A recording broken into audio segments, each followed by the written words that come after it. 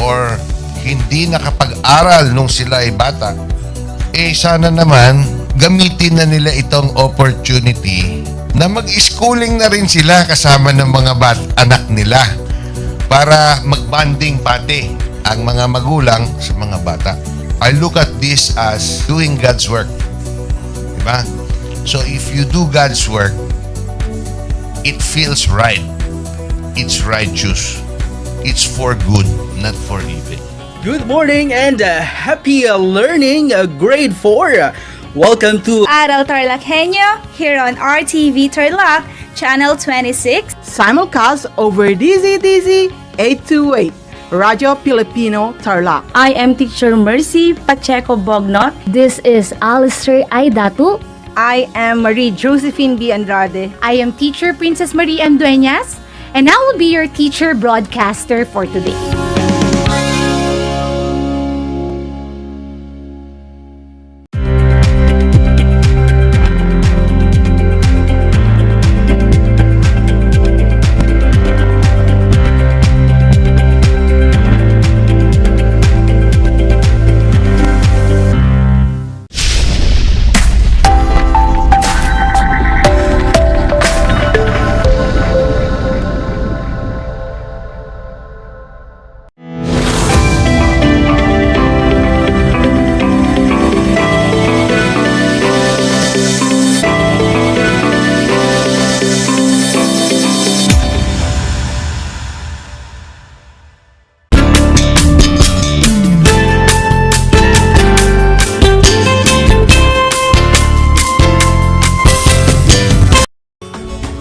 Welcome sa ating Project Shine Aral TarlakHenyo ng Schools Division of Tarlac Province na kasalukuyang napapanood dito sa RTV Tarlac Channel 26.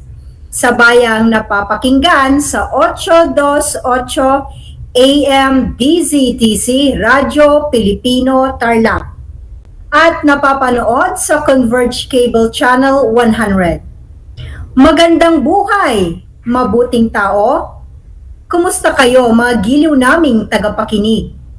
Ang aking pagbati at paghanga sa inyong pagpapahalaga sa edukasyon at pagpupursiging matapos ito ng nagtatagumpay sa kabila ng hamon ng pandemya. Ako ang inyong guro sa edukasyon sa pagpapakatao, Baitang 4. Ginang Tessie P. Urbano, sumasahim papawid mula sa Kamiling Tarlac. Nasasamahan at gagabayan ka sa Most Essential Learning Competency na napahahalagahan ang lahat ng likha gaya ng halaman sa pamamagitan ng pakikilahok sa mga programa at proyekto ng paaralan. Natitiyak ko ang kayo ay handang-handa na mga anak sa ating pagpapatuloy sa ating aralin sa araw na ito. Maging alerto at listo sa anumang impormasyong magbibigay sa atin ng inspirasyon, pag-asa at aral sa buhay na makatutulong sa pagiging mabuting tao. Tungkol saan ang inaral natin noong Lunes? Ang inyong tinalakay ay napahahalagahan ang lahat ng likha sa pagpapakilala ng iba't ibang uri ng halaman. Mayroon akong inihandang maikling gawain, mga anak. Isulat ang check kung tama ang pahayag tungkol sa pagpapahalaga ng mga iba't ibang uri ng halaman at X naman kung hindi. Sa unang bilang, itanim ang mga halaman sa nasisikatan ng araw. Kung ang sagot ninyo ay check, kayo ay tama, mga anak. Pangalawang bilang, bigyan ng sapat na tubig o dilig ang mga halaman. Kung ang sagot ninyo ay check, tumpak kayo dyan, mga anak. Pangatlong bilang, nabubungkal ang paligid ng halaman kasama ang ugat nito. Ang tamang sagot ay X. Dahil maaaring mamatay ang halaman kung masasaktan ang ugat nito. Pang-apat na bilang, lagyan ng balag ang mga halamang gumagapang. Kung ang sagot ninyo ay check, tama mga anak. Panghuling bilang, lagyan ng pataba ang mga halaman. Ang tamang kasagutan ay check. Tumpak ang inyong mga sagot, mga anak. Kumusta ang inyong score? Nakakuha ka ba ng 4 o 5? Kung ikaw ay nakakuha ng 4 o 5, ay handang-handa na kayo sa ating bagong aralin kung gayon. Dahil alam na ninyo kung paano bigyang halaga ang iba't ibang uri ng halaman. At bago ako magpatuloy sa ating aralin, nais ko kayong tanungin mga anak, sa palagay ninyo, ano ang mangyayari kapag walang mga halaman sa paligid? Kung ang sagot ninyo ay tulad nito, kapag walang halaman sa paligid ay malungkot. Walang kulay ang ating paligid. Wala tayong mapagkukunan ng mga pagkain. Walang malinis na hangin na malalanghap at walang pipigil sa mga pagbaha. Ang huhusay ninyo mga anak, talagang alam na nga ninyo ang kahalagahan ng mga halaman.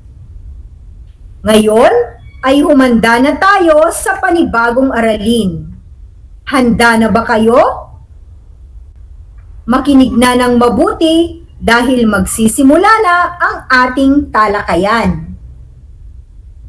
Ang ating leksyon ngayong araw mga bata ay tungkol sa pagpapahalaga sa lahat ng likha gaya ng halaman sa pamamagitan ng pakikilahok sa mga programa at proyekto ng paaralan. Tunghayan natin ang kwento ng magkaibigan tungkol sa pagpapahalaga nila sa paglahok sa mga proyektong pampaaralan. Lalahok Kami. Kwento ni Teresa Urbano at guhit ni Lydia Urbano. Napadaan ang magkaibigan na sina Maria at Rico sa tanggapan ng punong guro. Nakita nila sa announcement board ang isasagawang proyekto ng paaralan. Tamang-tama namang parating ang SPG president nila na si Hector. Maria, gusto mo bang sumama sa aming paglilinis at pagtatanim? Tanong ni Hector. Oo, gusto ko. Kailan tayo maglilinis at magtatanim? Para makapagpaalam ako kay nanay at tatay. Sagot ni Maria. Ako rin, gusto kong sumali. Sabi naman ni Rico. Aba, maganda yan. At gusto ninyong sumali sa aming proyektong bakuran ko, linisan ko, at taniman ko. Sabihan mo agad kami, Kuya Hector, kung kailan at saan ito gaganapin, ha? Pangungulit ni Maria kay Hector. Sige, sasabihan ko kayo agad kapag natapos na ang aming pagpupulong kasama ang aming SPG advisor at ang ating punong guro. Salamat, Kuya Hector! Pagpapasalamat ni na Maria at Rico. Dumating nga ang araw na kanilang paglilinis at pagtatanim. Masayang lumahok sina Maria at Rico sa proyektong pampaaralan na pinangunahan ng mga SPG officers. Naglinis muna sila bago nagtanim ng mga puno sa bakanting lupa sa likod ng Kamiling Central Elementary School. Umaasa silang pagdating ng panahon ay magiging mga matatayog na puno ito na magsisilbing silungan at panangga ng baha sa kanilang lugar, at makatutulong ito sa pagkakaroon ng luntiang kulay ng kapaligiran ng kanilang paaralan at magsisilbing tahanan ng mga ibon sa paligid. Maraming salamat sa inyong aktibong pakikilahok sa aming proyektong pangkapaligiran, Maria at Hector. Sambit ni Hector sa dalawang magkaibigan. Walang anuman, Kuya Hector, sagot ni Rico. Kaligayahan po namin ang mapasali sa mga ganitong proyekto. Tawagin niyo po kami kung may proyekto pa po kayo. Sagot naman ni Maria. O, sige, sa susunod na buwan ay tutulong kami sa gulayan sa paaralan at urban gardening ng ating eskwelahan. Sige, lalahok ulit kami. Masiglang sagot nina Maria at Rico. At dyan na nagtatapos ang ating maikling kwento. Naintindihan ba ninyo ang ating kwento, mga anak? Kung oo ang sagot ninyo, ay humanda na kayo para sa mga katanungan. Unang tanong, anong proyekto ang inilunsad ng mga SPG officers?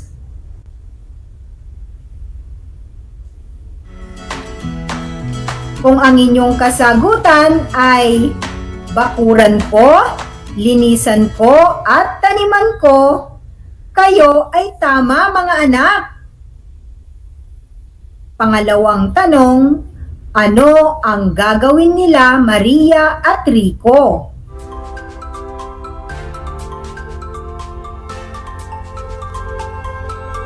Kung ang sagot ninyo ay tulad nito, sasali sila sa proyekto ng mga SPG officers. Tumpak ang inyong sagot.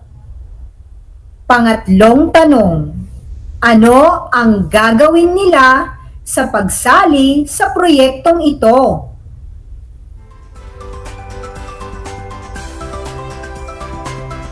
Kung ang sagot ninyo ay tulad nito, sila ay maglilinis at magtatanim sa proyektong ito.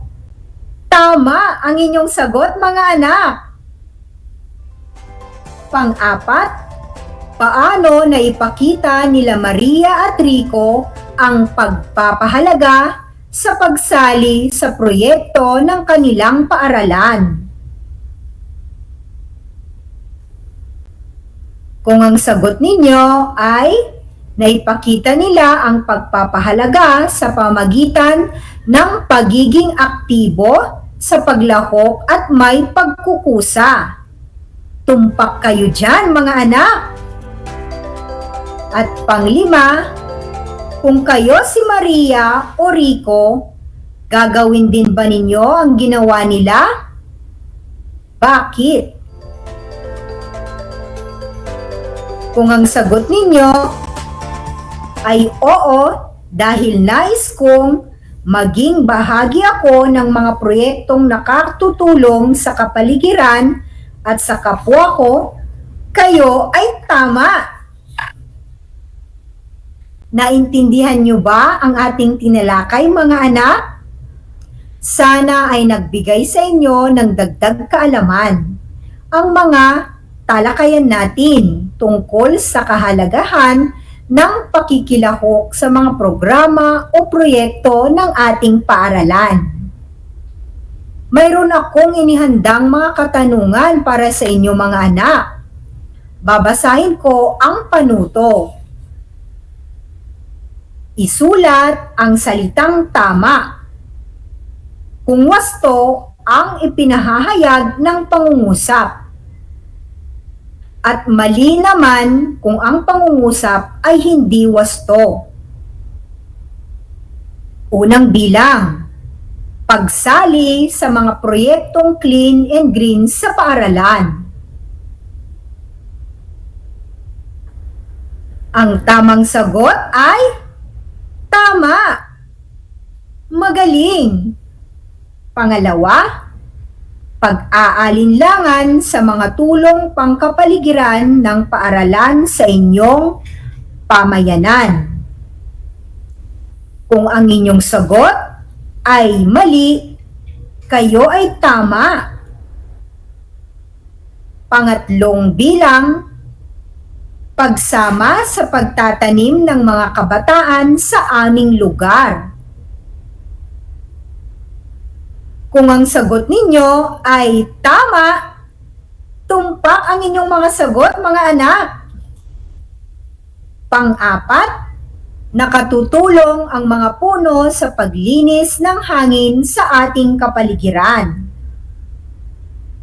Kung ang sagot ninyo ay tama, check na check mga anak ang inyong mga kasagutan. Panglimang bilang, mas bigyang halaga ang paglalaro ng online games kaysa sa pagtatanim sa paaralan. Ang tamang sagot ay mali. Ayan, tiyak kong nakuha ninyo ang mga tamang kasagutan dahil nakinig kayong mabuti sa ating talakayan. Natutuwa ako sa inyong mga kasagutan dahil alam ko na kayo ay handang makisa sa pagtatanim ng mga halaman kung may proyektong ilulunsad sa inyong paaralan. Sa pamamagitan ng inyong munti at simpleng paraan, ay may pakikita ninyo ang pagpapahalaga sa mga likha ng ating may kapal. Mga anak, ang mga bagay na ito ay ating pinag-aaralan na dapat isagawa sa ating kapaligiran. Hindi lamang sinasalita ang mga mahalagang bagay na ito, bagkus ito ay isinasagawa. Binabati ko kayo dahil muli na naman ninyong natapos ang isang aralin. Naniniwala ako na ang pagpapahalaga ninyo sa kapaligiran sa pamamagitan ng pakikilahok sa mga programa at proyektong pampaaralan ay kahanga-hanga at tunay. Hangad kong ipagpatuloy ninyo ito sa lahat ng oras at pagkakataon. Pagmasdan ang nasa larawan, mga anak. Ano ang masasabi ninyo tungkol dito? Pwede kayong mag-comment ng inyong sagot sa ating Facebook Live chat box.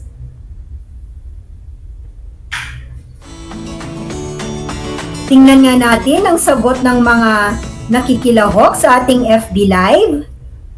Ang sagot ni Claire ay pagtutulungan sa pagtatanim ng mga puno.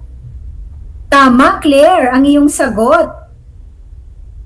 Ang sagot naman ni Haynes ay may pagkakaisa ang mga tao sa pagpapaganda ng kapaligiran. Mahusay, Haynes! Samantalang, ang sagot ni Sydney ay pakikilahok sa mga proyekto ng paaralan tulad ng Clean and Green. Tama ang inyong mga kasagutan, mga anak. Binabati ko kayo. Mahalagang tandaan, mga anak, ang mga sumusunod na konsepto mula sa ating aralin ngayong araw. Bawat isa sa atin ay may kakayahan upang mapaunlad at mapabuti ang ating paaralan.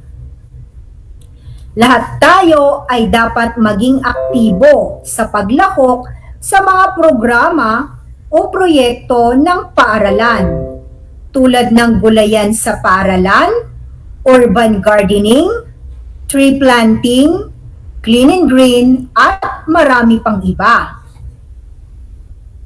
Pangalawa, makiisa at makipagtulungan sa anumang proyekto na inilulunsad ng ating paaralan. Makibahagi ng may pagkukusa at maging masaya sa pakikilahok dahil nakatutulong tayo sa ating kapaligiran para sa ikabubuti ng bawat isa. Pangatlo, ang simpleng hakbang ninyo bilang mag-aaral ay isang malaking bagay upang mapanumbalik ang nasisirang kapaligiran natin. Kaya, marapat lamang na napahahalagahan ang lahat ng likha, gaya ng halaman, sa pamamagitan ng pakikilahok sa mga programa o proyekto ng ating paaralan. Isang talakayan na naman ang malapit ng matapos. Ako ay masayang-masaya sa ipinakita ninyong aktibong pakikibahagi sa ating aralin ngayong araw. Higit sa lahat, ang inyong pagmamahal sa edukasyon. Ipagpatuloy ang kagandahang asal na ito, mga anak. Hakbang patungo sa katuparan ng inyong mga pangarap sa hinaharap. Sa puntong ito, panahon na upang alamin ko kung kayo ay may natutuhan mula sa ating aralin sa pamamagitan ng munting pagsusulit. Sa lahat ng nanonood sa ating FB Live, gamitin ang FB chat box para sa inyong mga kasagutan.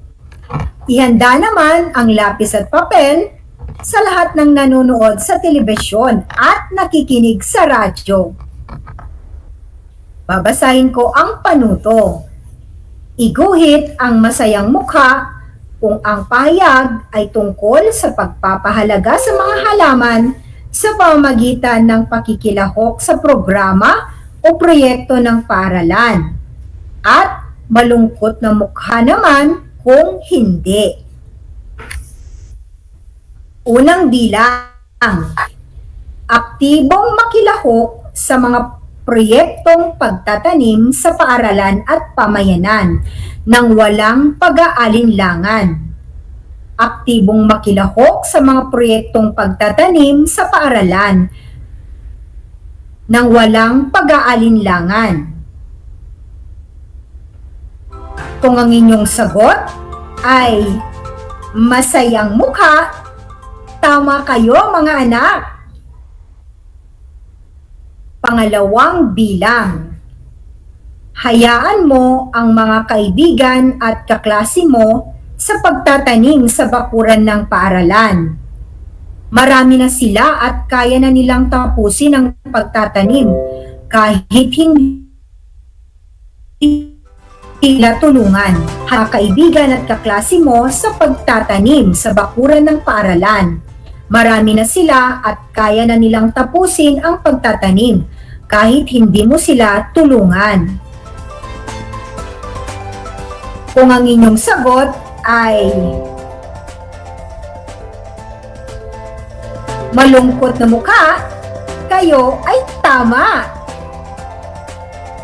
Pangatlong bilang, magsagawa ng mga proyektong nakatutulong sa kalinisan at kaayusan ng paaralan, tulad ng pagtatanim at paglilinis. Magsagawa ng mga proyektong nakatutulong sa kalinisan at kaayusan ng paaralan, tulad ng pagtatanim at paglilinis. Kung ang sagot ninyo ay Masayang muka, kayo ay tama. Pang-apat na bilang, suportahan ang mga proyekto ng inyong paaralan patungkol sa pangangalaga sa kapaligiran. Suportahan ang mga proyekto ng inyong paaralan patungkol sa pangangalaga sa inyong kapaligiran. Kung ang sagot ninyo ay masayang mukha, magaling mga anak. Panghuling bilang, ang mga YesO officers ay naghahanap ng mga volunteer upang magtanim sa nakakalbong bundok malapit sa inyong lugar. Agad kang nagpalista at tinanong mo kung kailan ang pagtatanim. Ang mga YesO officers ay naghahanap ng mga volunteer upang magtanim sa nakakalbong bundok malapit sa inyong lugar. Agad kang nagpalista at tinanong mo kung kailan ang pagtatanim.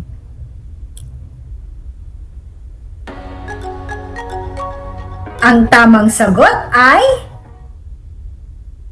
tama ang inyong mga sagot. Nakikita ko sa ating FB Live mga anak. Masayang mukha. Ang gagaling ninyo mga anak. Tanggapin ninyo ang aking virtual na yakap at pagbati. Magaling at mahusay, mabuting tao. Mga bata, ako ay naghanda ng mga gawain at refleksyon sa inyong learning activity sheets. Inaasahan ko na ito ay inyong sasagutan ng buong sigasig at sa abot ng inyong makakaya. Sakali man na kailanganin ninyo ang patnubay ng inyong guro o kapamilya, huwag kayong mag-atubiling na sila ay tawagin upang kayo ay magabayan ng tama. Panalangin ko na anumang konsepto, higit lalo ang mga aral sa buhay na inyong natutuhan sa araw na ito ay inyong may sa buhay araw-araw. Muli, ako ang inyong guro sa edukasyon sa pagpapakatao, Baitang 4, Ginang TCP Urbano, mula sa bayan ng Kamiling Tarlac, na nagpapaalala na piliing maging mabuting tao sa lahat ng panahon at pagkakataon. Hanggang sa muli!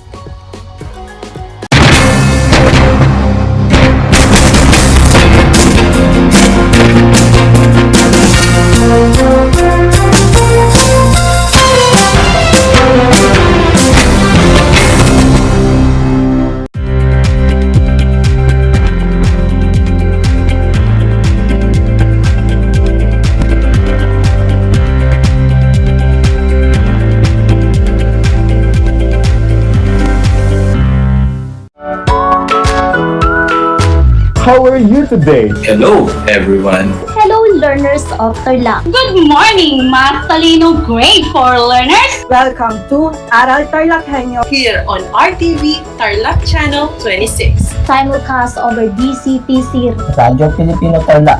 I'm Sir Glenn, your teacher broadcaster. Broadcasting live here at Paniki Tarlac. Remotely here in Concepcion Tarlac. Live here at Barangay Pedro Elquines, Mayantok, Tarlac. Broadcasting live from Ramos National High School. Your anchor teacher today for grade 9 mathematics. your partner in education this time of pandemic.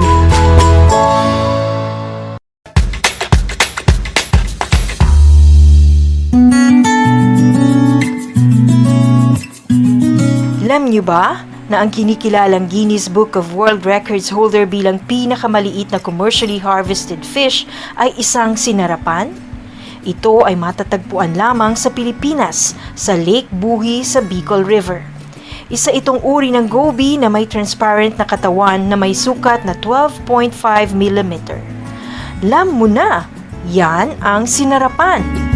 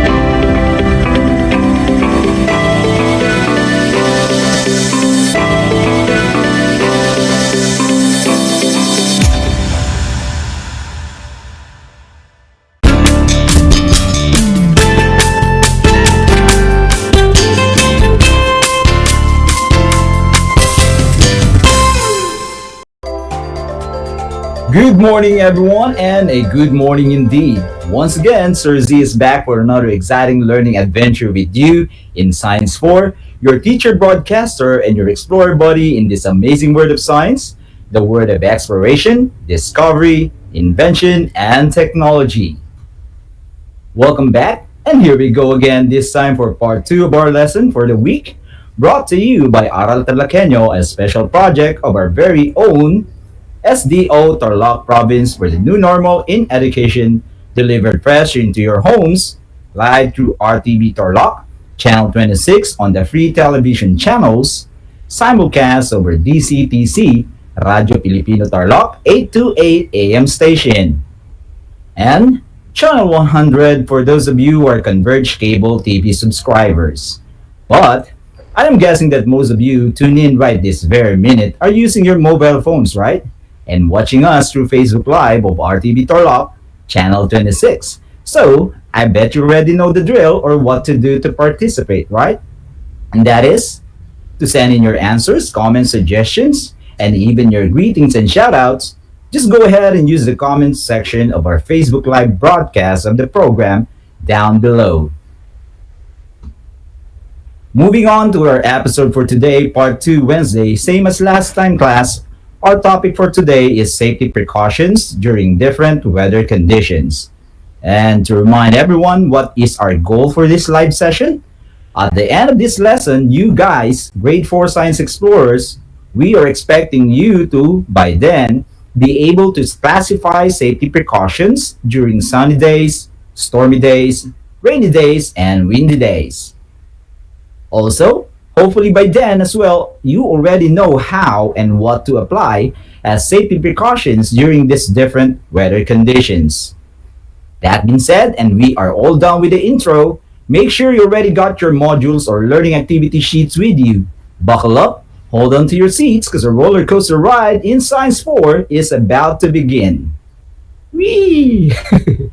Alright, so what better way to start the second day for the same lesson than to do a quick recap of everything we covered last time to keep everything fresh in our memories. So, let's go back in time and run a short history check.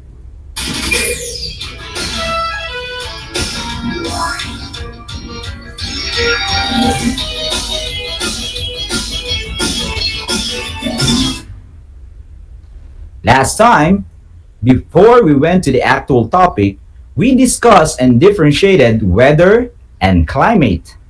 We define climate as the condition of the sky on a region or a part of the earth that occurs or happens over a long period of time. In the Philippines class, we have two. We have the summer that we call the dry season, and the second one is the rainy months of the year, which we call the wet season. And then, to introduce the topic, we defined weather as the condition of the sky that changes from time to time.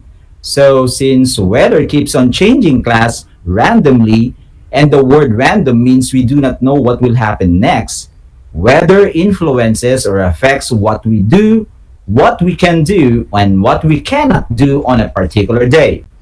So, what we should do for the day, what we should wear, and even what we should eat are determined by weather conditions.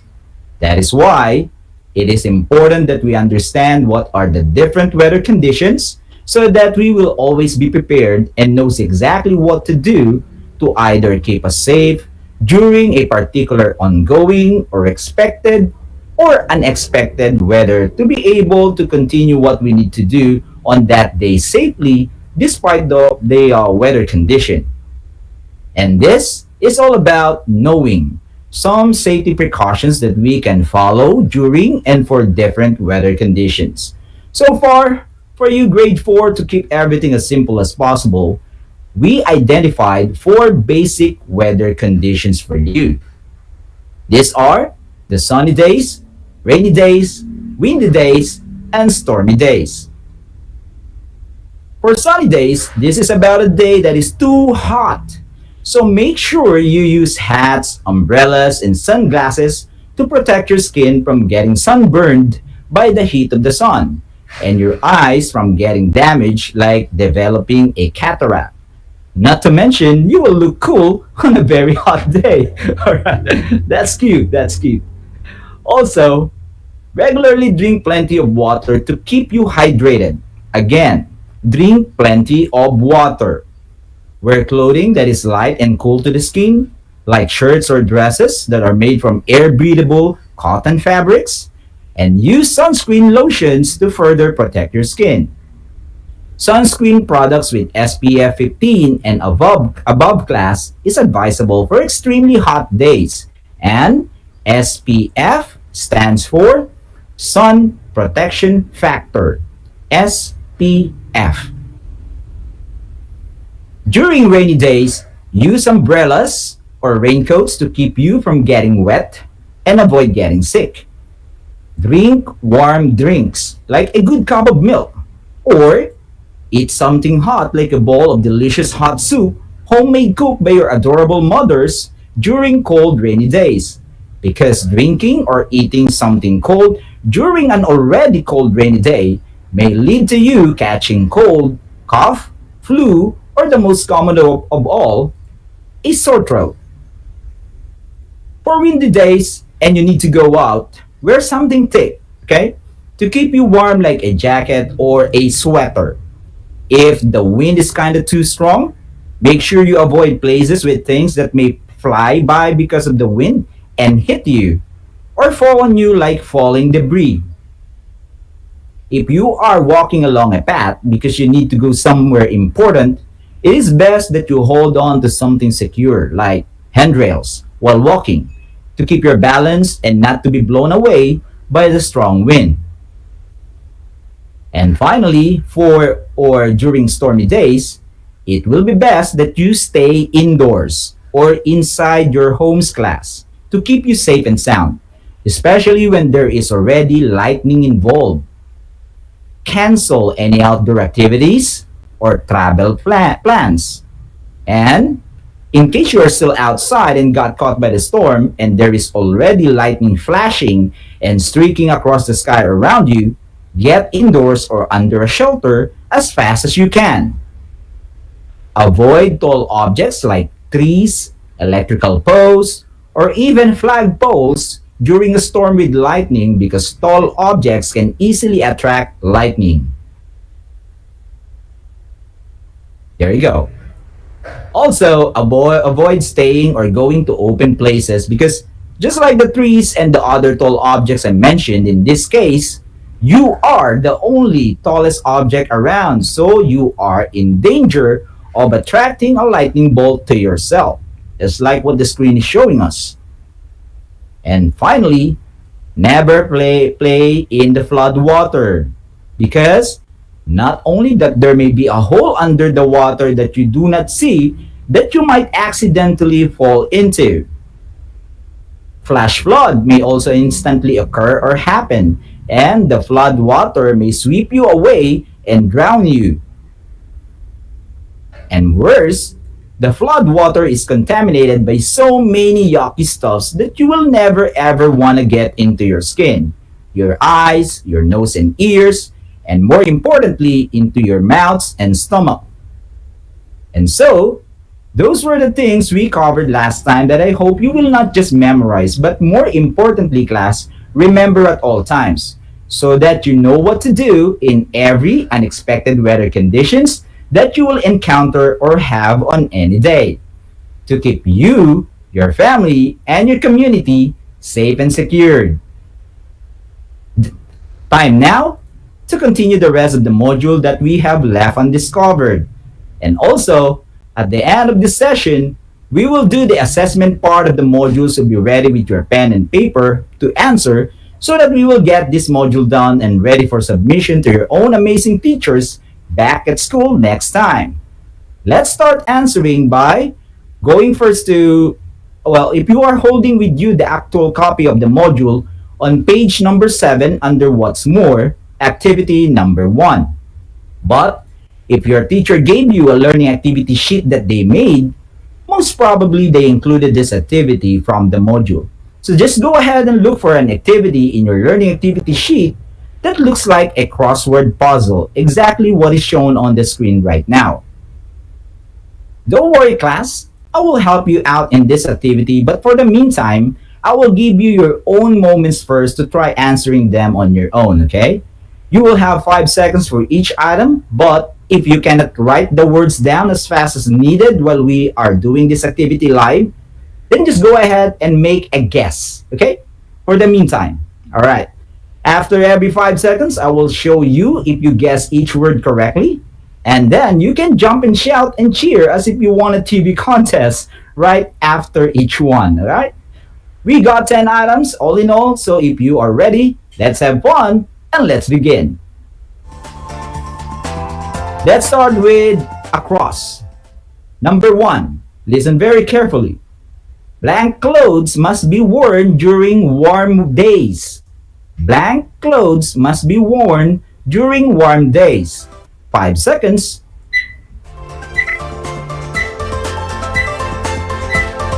The correct word is light. Were you able to guess that one right? Awesome. So let's do the next one. We are still doing the words for across, so we go to the box with the number 4. So for number 4, it is used to protect you from the sun rays and to prevent you from getting wet. 5 seconds.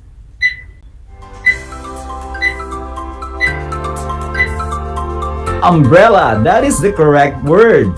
Now, next for across is number 6. And it says, it must be worn as an eye protection against the sunlight. 5 seconds.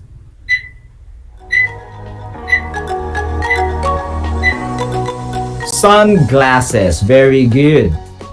Last number for across, just for across, guys. Number 9. During stormy days, you can be swept away and drowned by this. Again, during stormy days, you can be swept away and drowned by this. I believe I just mentioned this and read this from the screen few minutes ago, class. So if you still remember, 5 seconds.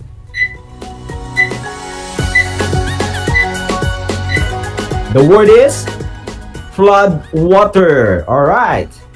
Now, class, all the boxes for across have been filled out with the correct words. We will now do the boxes for down. All right. Are you ready?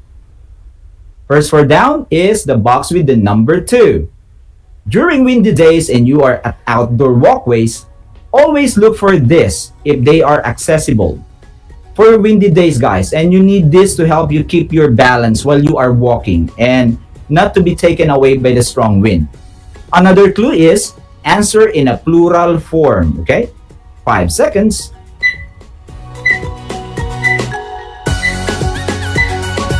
Handrails with an S at the end, all right? Box number 3. After too much exposure to ultraviolet or UV light from the sunlight, it normally occurs on the skin within a few hours. Within a few hours.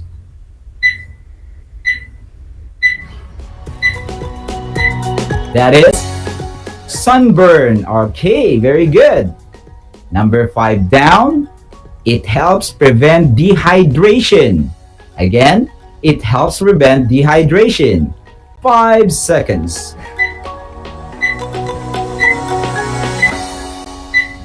The correct word is water. Okay. Now we go to 7 down and also a 7-letter word. Thick clothing like this can keep your body warm. Thick clothing like this can keep your body warm.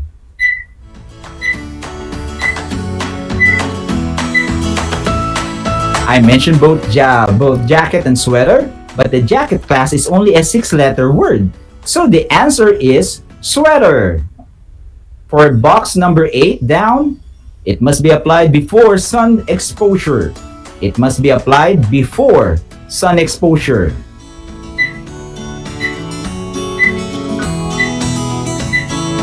The word is sunscreen. Okay, very good. And for the last word for down, box number 9. On windy days, stay away from areas that could have blank debris.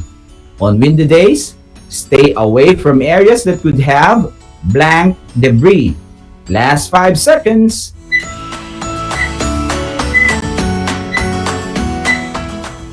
falling. That is the correct answer. And there you have it. We were able to answer and complete this crossword puzzle. Great job, guys. Great job, everyone. I had a great fun doing this activity with you. So, that means, let's do another one. This time from the module, we will do activity number 3 on the module that is on page 9 class, and it's still under what's more. The direction for this activity says, classify the listed safety precautions according to the weather conditions using the table after the list.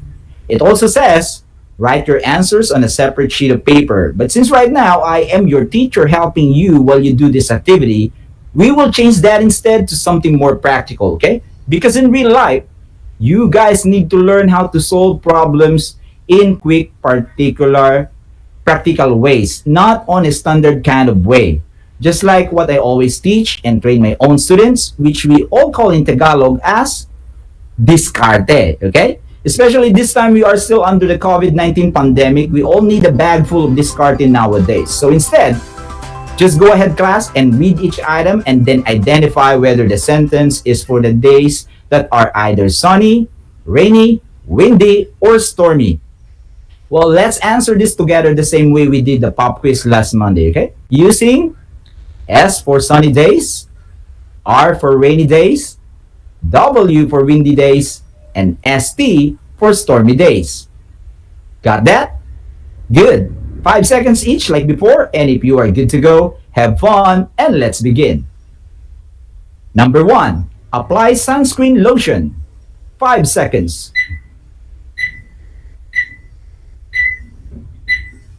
The correct answer is letter S or sunny day.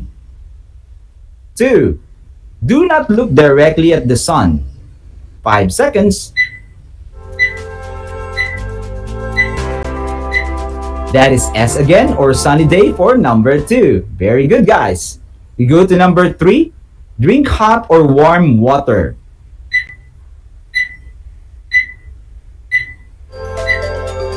Rainy day or letter R. Now, number 4. Keep away from areas that could have falling debris. 5 seconds.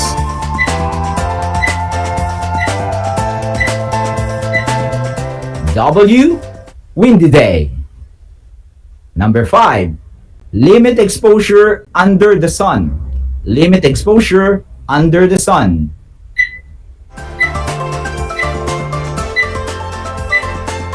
That's another S or another sunny day as the correct answer. We go to number 6. Lie flat on the ground to avoid being struck by lightning. 5 seconds.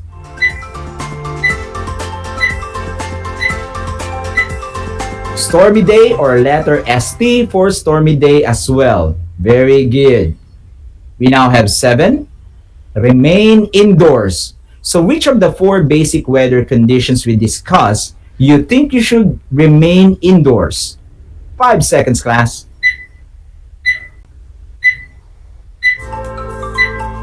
Well, that is during stormy days or letter ST. Awesome. Very, very good. Next. Use handrails when they are accessible. That's for number 8. 5 seconds, class.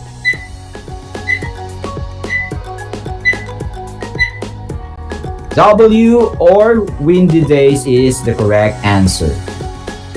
9. Use raincoat. 5 seconds.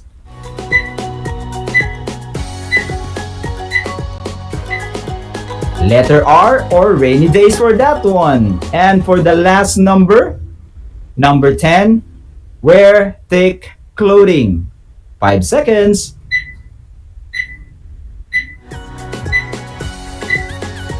The correct answer for number 10 is windy days or the letter W. Another awesome job, everyone, and I'm so happy that you really did learn everything we discussed last Monday. I am proud of you all. After going and doing 2 activities in a row, doing a great job on both, I strongly believe that you are all prepared now for the icing on the cake. And for your delicious dessert, I am hungry now. It is time to answer the last and final quiz for the entire week, the assessment. There you go. So in the module, the assessment part is on page number 12, going all the way to the next page, page number 13. It's a multiple choice type of activity or quiz class. And as always, for the activity at the end part of our every session, you will have a total of 2 minutes to try and give your best in answering all 10 items on your own. 1 minute to show you numbers 1 to 5, and another 1 minute to show you numbers 6 to 10. Are you guys ready? If you are, then what are we waiting for? Timer starts. Let the answering begin.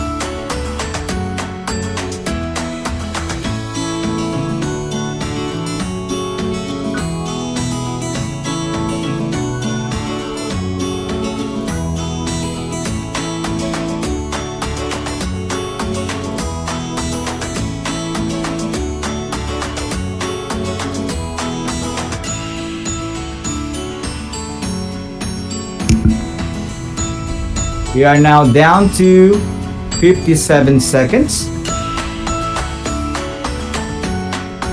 And we are, on number 1. So let's move to number 6 to 10. If you have your own copies, you may also use that one.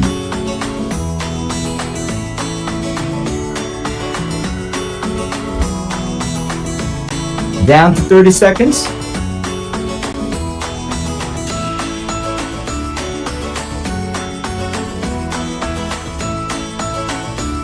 All right, 19 seconds to go.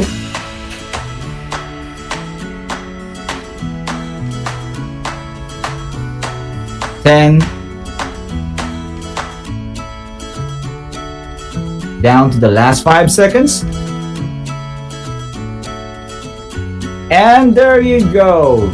Time's up, everyone, and all pens down. It's time to check your answers. The correct answers are number 1, D, number 2, B, number 3, B, 4, D, and number 5, letter B. For number 6 to 10, number 6 we got letter C, 7 letter C, letter D for number 8, 9 D, and for the last number, number 10, it is letter A. So, how was it, class? Were you able to get all your 10 answers correct? Wow, that is super awesome. Anyway, I believe in you since from the start. You've gone this far and you stick to the end, focused, attentive, and always giving your best. So congratulations to all of you. You now completed the lesson for the week. Get that module or learning activity sheet wrapped up and sealed, and then go around to tell your mom or your dad to get this module back to your teacher with confidence, because you have successfully completed this week's lesson with excellence and bright colors, while flashing a cute, sweet smile at the same time, asking for your reward. Just kidding, don't do that. Or do that. And that's all about it, folks. And with that, we are done.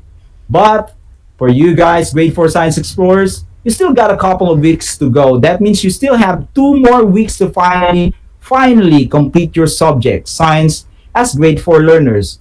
Just a few more Chembots, and you will very, very soon enter grade 5. So for 2 weeks more, tune in again next time to Aral TarlakHenyo and continue learning with us, your awesome, hardworking, self-sacrificing superhero teacher broadcasters for the new normal, and brought to you by our very own SDO Tarlac Province, broadcasted live for everyone to see, learn, and enjoy by our amazing partners RTV Tarlac, Channel 26, DCTC Radio Filipino Tarlac, 828 AM station, and Converge Cable TV, where we are also live on Channel 100.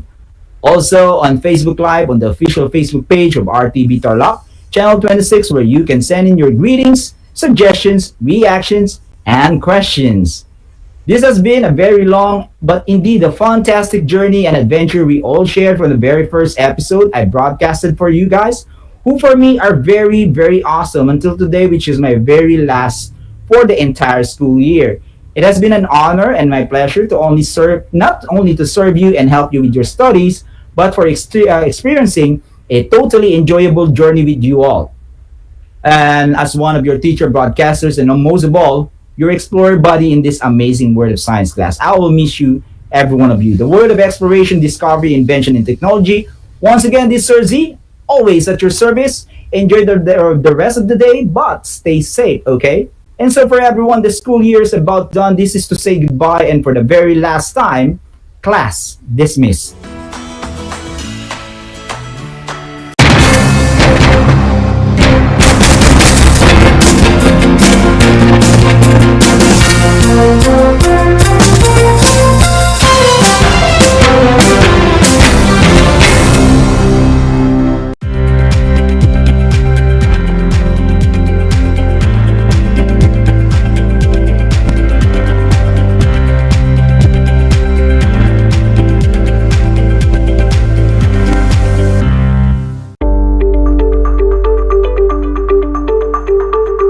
Sa pagnanais na mapigilan ng ating pamahalaan ang pagdami ng bilang ng mga kaso ng COVID-19, binuo ang One Hospital Command Center o OHCC upang mas mabilis na matugunan ang medikal na pangangailangan ng ating mga kababayan.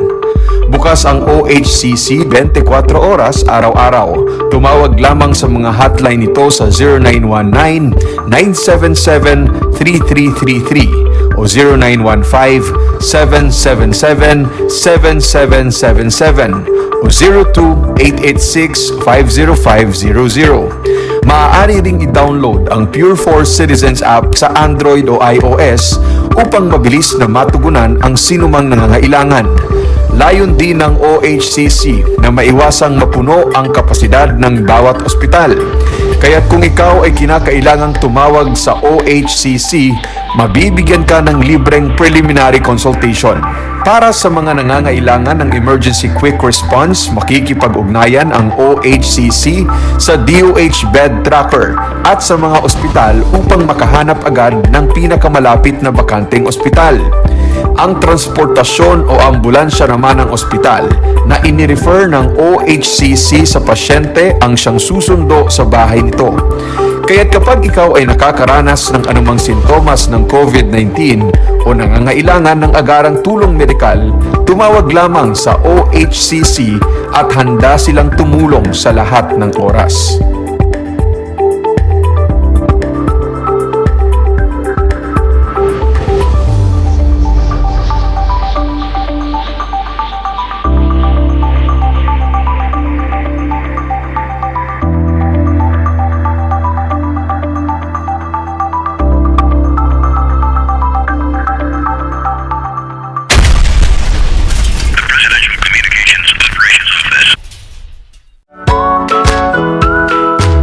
Good morning, grade 5 learners. How are you today? Welcome to Aral TarlakHenyo Here on RTV Tarlac, Channel 26. Simulcast over DCTC, Radyo Pilipino, Tarlac. I am Sir Joshua Evaristo, your teacher broadcaster, aiming to give you another fun-filled learning experience, Serving you with the different skills learned and have fun together.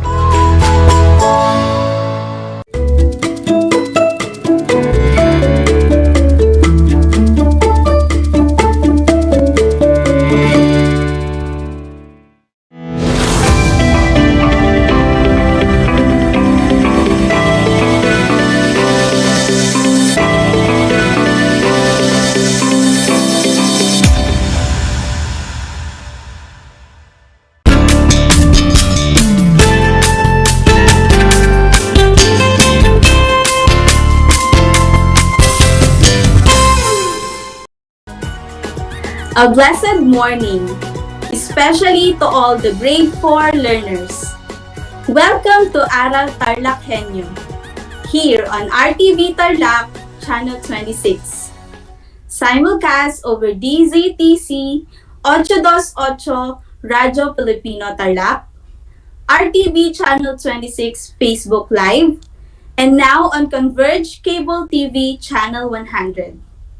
I am Miss Camille N. De La Rosa, your teacher broadcaster for today's mathematics lesson for grade 4 learners. Broadcasting live here from Herona, Tarlac. It's a great Wednesday morning, 23rd day of June, 2021. We are now on the 6th week of 4th quarter. Get ready to listen and try to be focused and be at its best.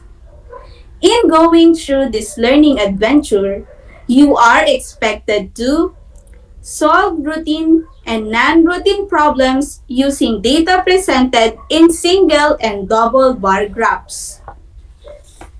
The next 25 minutes is full of fun, activities, and examples which will help you learn, understand, and value the importance of problem solving in our daily lives. Let us walk through our lesson for today. Are you ready now to be with me on the process of solving routine and non-routine problem using data presented in a bar graphs? Okay then, do prepare your pen or pencil, paper, LM or learner's material in Mathematics 4, worksheets, and last or learning activity sheets. And also don't forget to bring your water bottle beside you to be hydrated. I will give you 5 seconds to prepare. Our learning adventure will be easy, especially when you listen with your past lesson about interpreting data presented in different kinds of bar graphs that was discussed by Sir Mario D. Nool Jr. last Monday. Now let's check your knowledge if you still remember your past lesson. Let's have guess what? I will give you 5 seconds to look and study the bar graph. To interpret it, we will use the data presented in this bar graph. You have 3 seconds to answer. Are you ready? To our viewers in our FB Live, you can type in your answer on the comment section below. Just type the letter of the correct answer. You can choose your answer inside the box and guess what is being asked. We have letter A, pomelo, letter B, banana, letter C, mango, letter D, number of learners, letter E, fruits, and letter F, we have favorite fruits of grade 4 learners. Okay, let's begin. Number 1. What is the title of the graph? Is it A, B, C, D, E, or F? Your time starts now. The correct answer is letter F. Favorite fruits of grade 4 learners. Very good, kids. Number 2, we have what information is found on the vertical labels. Your time starts now. Okay, the correct answer is letter E. Excellent, kids. The information found on the vertical label are fruits or the different fruits that was selected by the grade 4 learners. Number 3 question is, what information is found on the horizontal labels? Your time starts now. If your answer is letter D, wow! You again got the correct answer. As we can see in the bar graph, the information found on the horizontal label is the number of grade 4 learners, and they are all 70. That's great, grade 4 learners. Number 4, what fruit was selected by the most number of learners as their favorite? Your time starts now. Okay, the correct answer is letter C. Yes, it's mango. And there are 60 learners who selected mango. And it is selected by the greatest number of learners. Number 5, what is the least favorite among the fruits? Your time starts now. The correct answer is letter A. Yes, it's pomelo.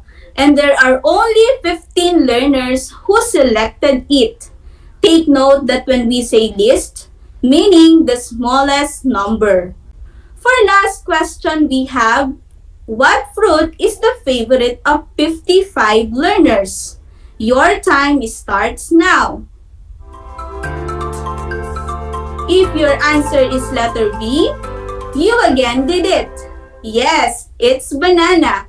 Look at the graph. Notice that there are 55 learners who selected banana. There you go, learners. That ends our review.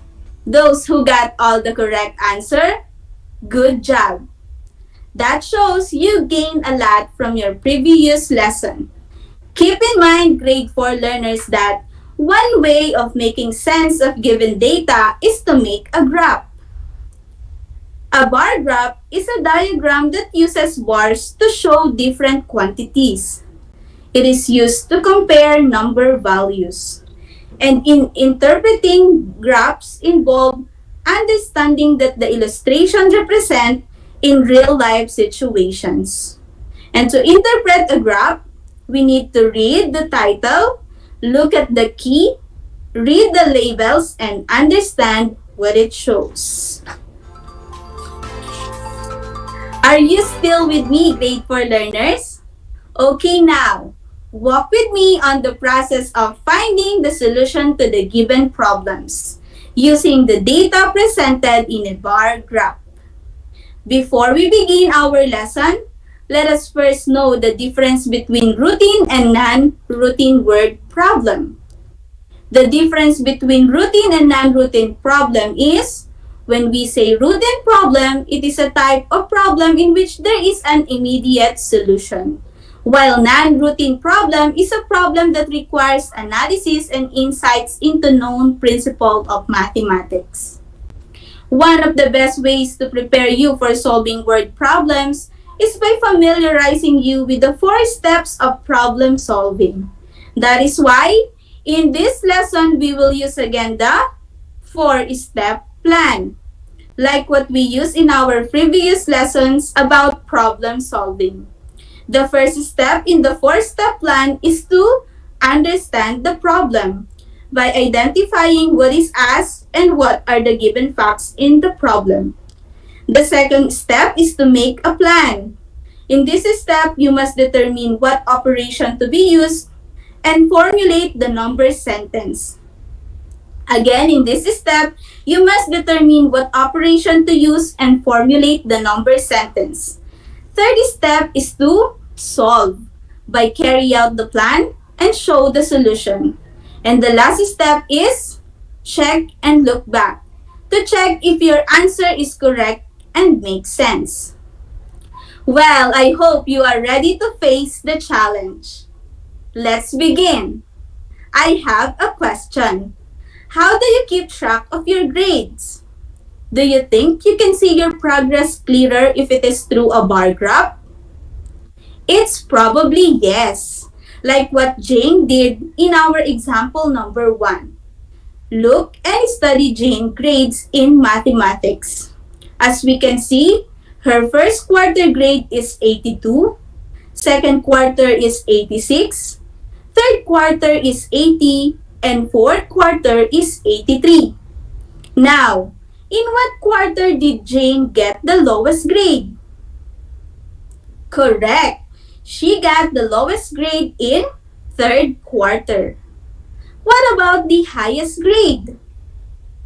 If your answer is second quarter, that's great. Do you think, is it good to keep track of your performance? Yes. Just like her, in order for you to keep track of your grades, You can apply what you have learned last week with Sir Joseph Mantiles about organizing data in tabular form and present them in a bar graph. See, you can apply it in real life situation and we can say that it is very useful. Remember kids that in this time of pandemic that we are doing a distance learning, it is very important for you to be honest in answering your given tasks at home. Why? For you to get fair grades. Keep in mind and heart that be truthful in everything you say and do. Take note of that, our dear grade 4 learners. Moving on, based on our first example, which is Jane's grade in mathematics, let us read the problem together. Jane is interested in finding how many points higher was her grade in mathematics during the fourth quarter than the third quarter.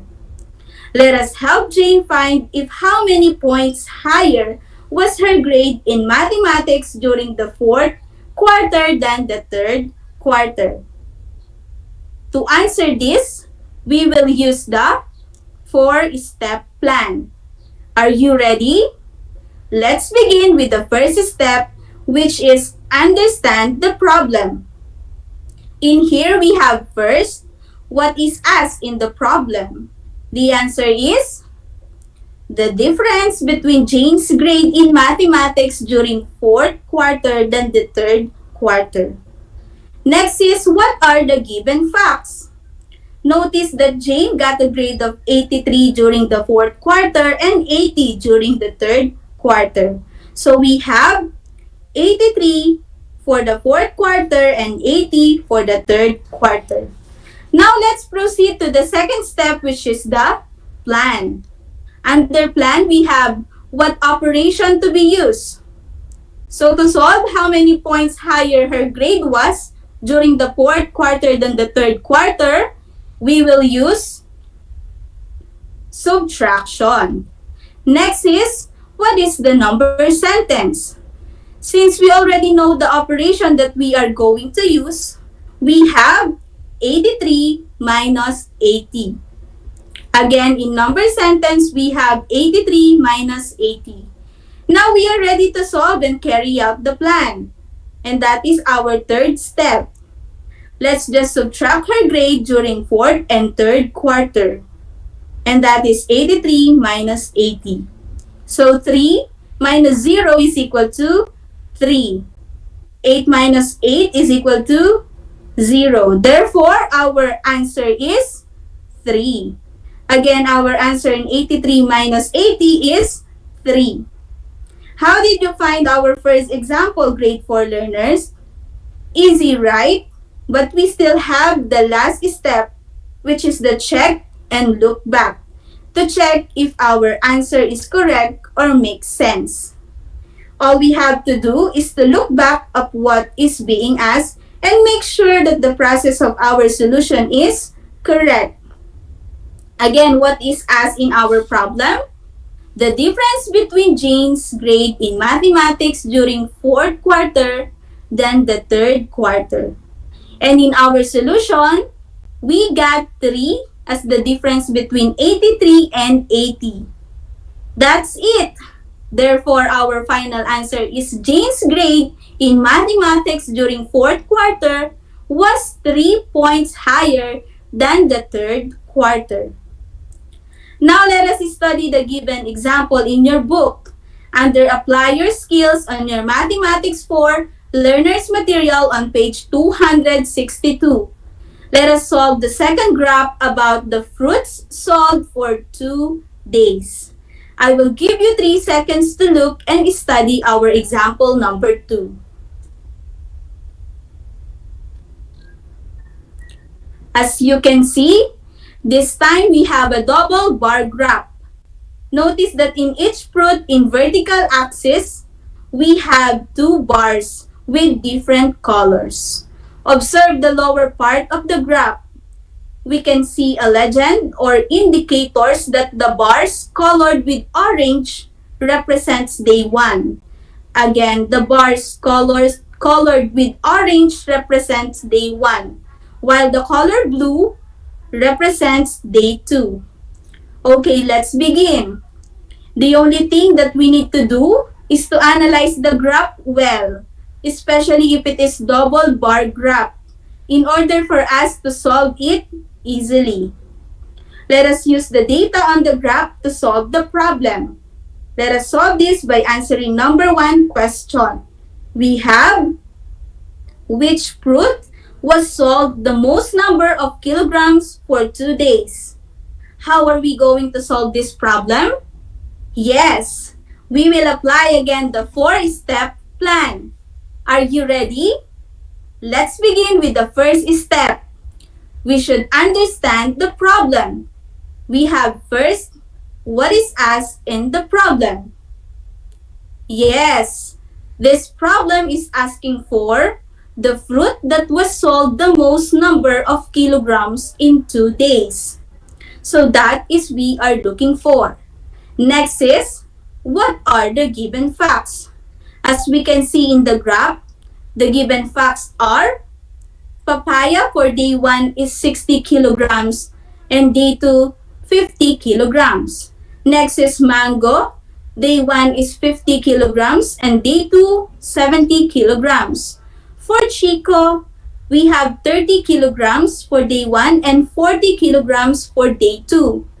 For oranges, day 1, 60 kilograms and day 2, 80 kilograms. And for the last fruit, we have lanzones, which have the same number of kilograms in day 1 and day 2, and that is 70 kilograms. So these are the given data as we can see in the graph. Now let's proceed to the second step, which is the plan. Under plan, we have what operation to be used. What do you think, grade 4 learners?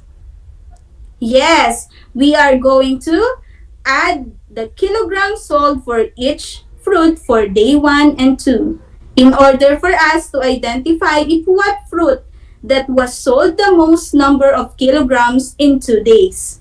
Again, the operation we are going to use is addition. Under plan, we also formulate the number sentence. We have, for papaya, 60 plus 50 kilograms equals N. For mango, 50 plus 70 kilograms equals N. For chico, 30 plus 40 kilograms equals N. For oranges, 60 plus 80 kilograms equals N. And for lanzones, we have 70 plus 70 kilograms equals N. Now that we have already planned, we are now ready for the next step. We are now ready to solve to carry out the plan. For papaya, we have 60 plus 50 is equal to 110 kilograms. For mango, we have 50 plus 70 is equal to 120 kilograms. For chico, 30 plus 40 is equal to 70 kilograms. For oranges, we have 60 plus 80 is equal to 140 kilograms. And for lanzones, 70 plus 70 is equal to 140 kilograms. Therefore, as we can see in the result, the fruit that has the most number of kilograms sold are lanzones and oranges. They are both has 140 kilograms sold in 2 days. Now, we are ready for the fourth and last step, which is check and look back. In checking, just look back of what is being asked and make sure that the process of our solution is correct and makes sense. Again, what is asked in our problem? The fruit that was sold the most number of kilograms in 2 days. And the result in our solution is the fruit that has the most number of kilograms sold are lanzones and oranges. That's it. Therefore, our final answer is lanzones and oranges has the most number of kilograms sold in 2 days. We are done with the non-routine problems. We all know that when we say non-routine, It is problem that requires analysis and insights into known principles of mathematics. Now let's try one routine problem which there is an immediate solution. Let's answer another question about the fruits sold for 2 days. How many kilograms of fruits in all were sold in 2 days? Since it is routine problem, we will not apply the 4-step plan in this question. So all we have to do now is to add the total number of each fruit for day 1 and day 2. Papaya, we have total of 110 kilograms. Mango, we have 120 kilograms. Chico, 70 kilograms. Oranges, 140 kilograms. And lanzones, 140 kilograms. What is the answer, kids? Very good. 570 kilograms. Therefore, the final answer is 570 kilograms of fruits sold in 2 days. So now, I will trust you to continue the other number that we weren't able to answer. Under Apply Your Skill on your LM page 262 to help you master the process of finding the solution. And I believe that you will be great on working on it. I hope you are enjoying our lesson and see it without difficulty. There you have it, grade 4 learners.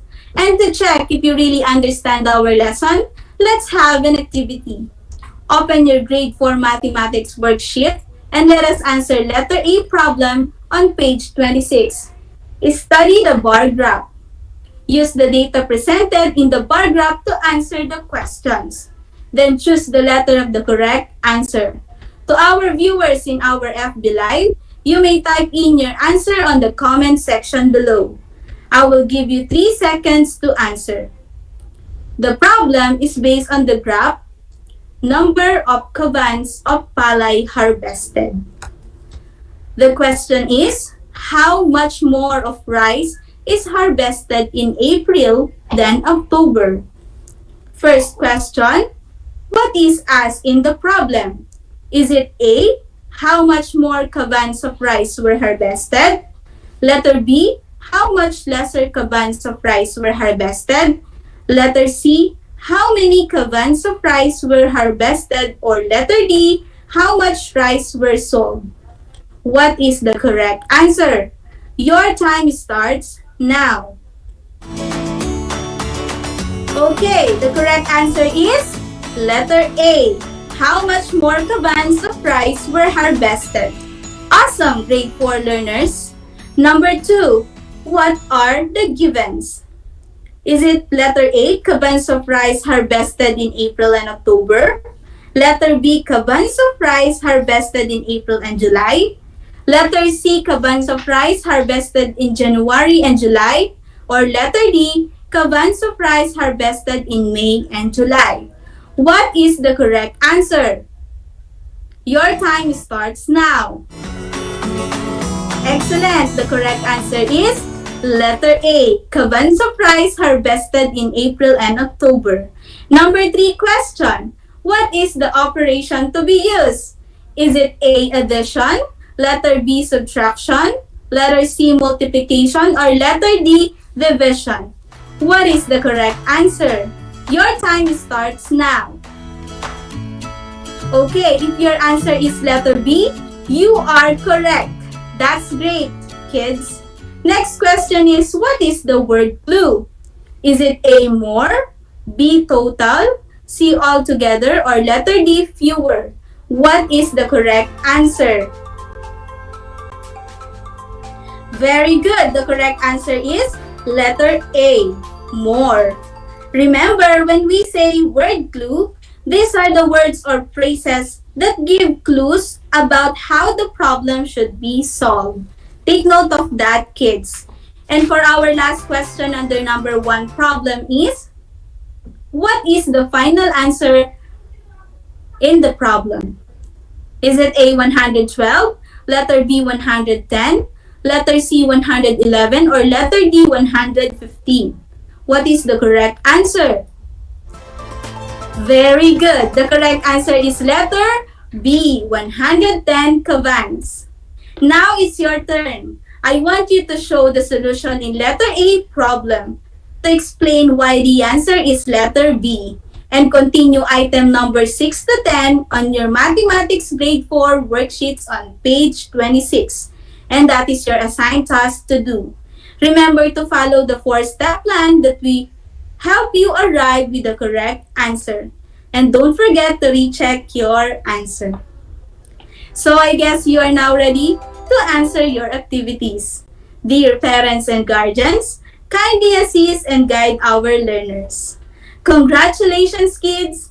You did a great job today. I hope you learned a lot. Once again, this is Miss Camille N. De La Rosa, your mathematics anchor teacher for today. Till next time, stay safe and God bless everyone.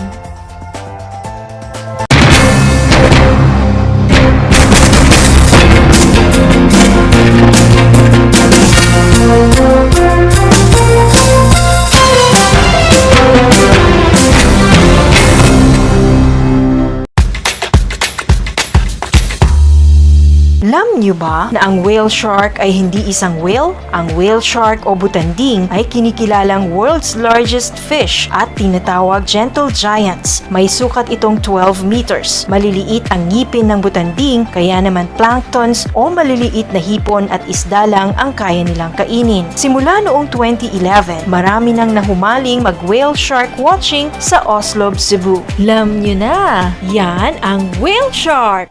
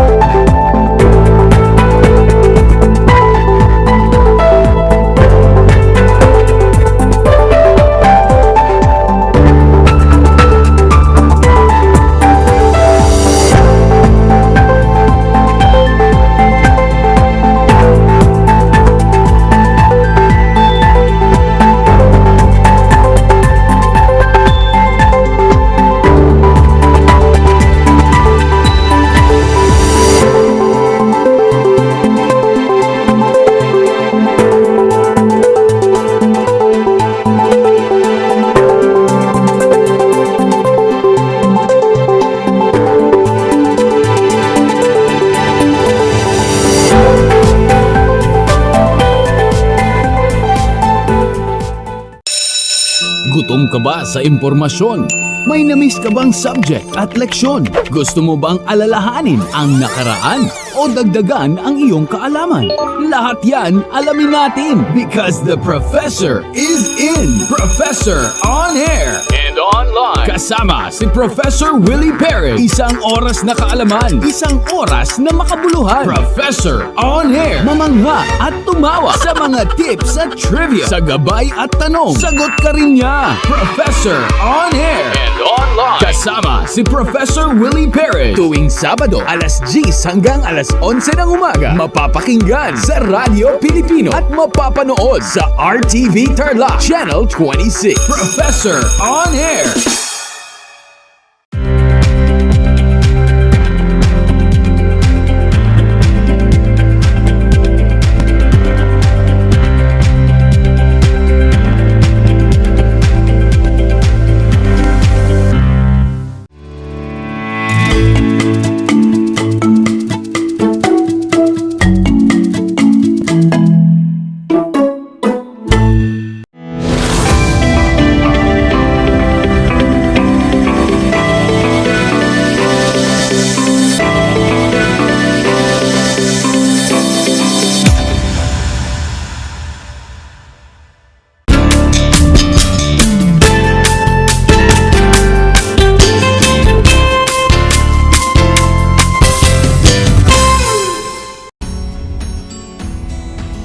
Magandang araw! Sumasa inyo ang Aral TarlakHenyo mula sa RTV Tarlac, Channel 26 at sa bayang naririnig sa DZTZ 828 Radyo Pilipino Tarlac. Napapanood din po tayo sa FB Live ng RTV Tarlac, Channel 26. Nagagalak kaming makasama kayo muli sa isa na namang makabuluhang talakayan na tiyak na maghahatid sa inyo ng saya at kaalaman. Ako si Binibining Marceline Doña Albanez, ang inyong teacher broadcaster sumasayang papawid mula sa Victoria, Tarlac para sa Pilipino ng ika-4 na baitang. Handa na ba kayo mga bata? Mabuti kung ganoon. Bago natin simulan ang ating gawain sa araw, mangyari lang na ihanda ang inyong learner's module, ang inyong papel o kwaderno at panulat. Handa na ba ang mga ito? Mabuti at handa na. Siguraduhin nasa komportableng lugar at maayos na naririnig ang ating broadcast. Kumusta na kayo? Natatandaan pa ba ninyo ang nakalipas nating talakayan? Mahusay.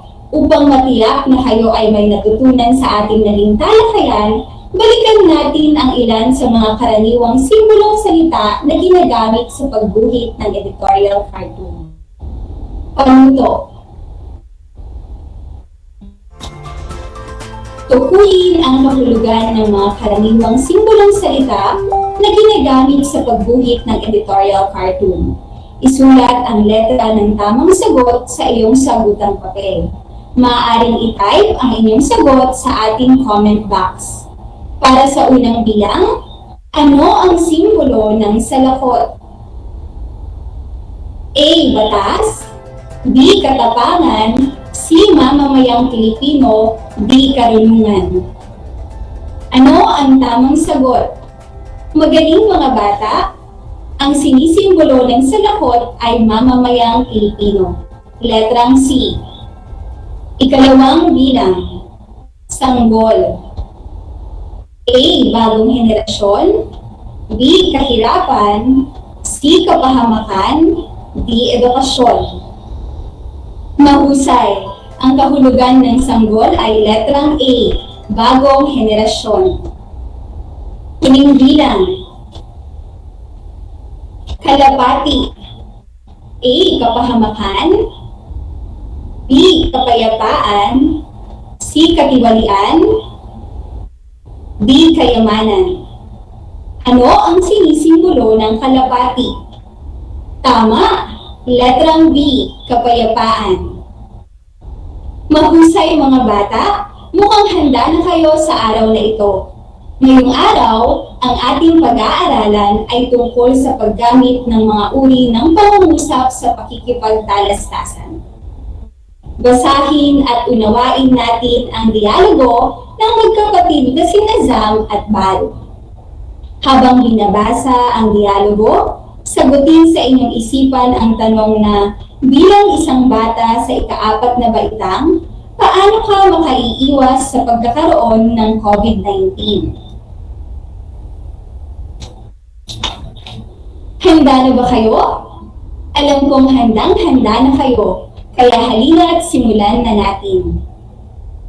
Isang umaga ay nag-uusap ang magkapatid na sina Zam at Bal tungkol sa mga dapat gawin upang makaiwas sa COVID-19. Kuya, ano po ang COVID-19? Ang COVID-19 ay isang nakahawang sakit mula sa virus na nararanasan ngayon sa buong mundo. Ano po ang maaaring mangyari kapag nahawaan tayo nito? Sa simula, maaaring magkaroon ng lagnat. May mga sintomas kung paano malalaman na mayroon ka ng ganitong sakit. Ano-ano po ang nararamdaman ng taong may COVID-19? Ang pagkakaroon ng ubo, sipon, pagtatae, pagkawala ng panlasa at pangamoy, at pananakit ng katawan ay ilang lamang sa maaaring maranasan ng taong nahawaan ng virus. Kaya kinakailangan natin ng ibayong pag-iingat. Naku! Ayaw ko pong mahawaan ng COVID-19. Nakakatakot po pala. Ayaw ko pong magkasakit. Tama, nakakatakot nga. Ngunit sa pamamagitan ng pagsunod sa ilang bagay, makaiiwas tayo magkaroon nito. Ano-ano po ang maaari kong gawin upang makaiwas sa sakit na ito? Maraming bagay kang maaaring gawin, Zam. Ugaliin mong maghugas lagi ng kamay gamit ang sabon at malinis na tubig. Iwasan mo ring hawakan ang iyong ilong, mata at bibig, lalo na kapag ikaw ay nasa labas ng ating bahay. Iwasan mong lumabas upang hindi ka makasagap ng virus na dulot nito. Opo, Kuya Bal, gagawin ko po ang lahat ng sinabi niyo.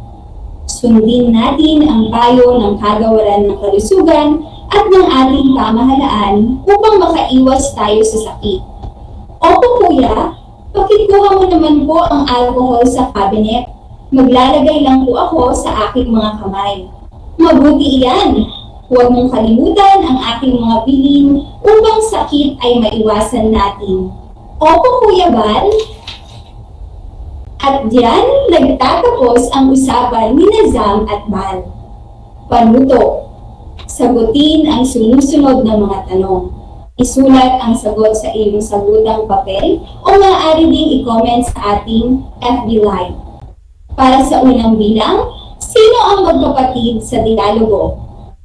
Sino ang magkapatid sa dialogo? Magaling! Ang magkapatid ay sina Zam at Bal. Tungkol saan ang kanilang pinag-uusapan? Mahusay mga bata, ang pinag-uusapan nila ay tungkol sa mga dapat gawin upang makaiwas sa COVID-19. Ang pinag-uusapan nila ay tungkol sa mga dapat gawin upang makaiwas sa COVID-19. Mahusay mga bata. At ikatlong bilang isang bata sa ika-4 na baitang, paano ka makaiiwas sa pagkakaroon ng COVID-19? Tama! Maraming bagay na maaaring gawin gaya ng maghugas lagi ng kamay gamit ang sabon at malinis na tubig. Iwasang hawakan ang ilong, mata, at bibig, lalo na kung ikaw ay nasa labas ng bahay. Magsuot ng face mask at face shield. Iwasan lumabas ng bahay at kumain ng masusustansyang pagkain. Ang dialogo ng magkapatid na Zam at Bal ay nagpapakita ng iba't ibang uri ng pangungusap. Narito ang ilan sa mga pangungusap na hango sa dialogo. Halina't basahin natin. Ang COVID-19 ay isang nakahawang sakit mula sa virus na nararanasan ngayon sa buong mundo. Kuya, ano po ang COVID-19? Tama!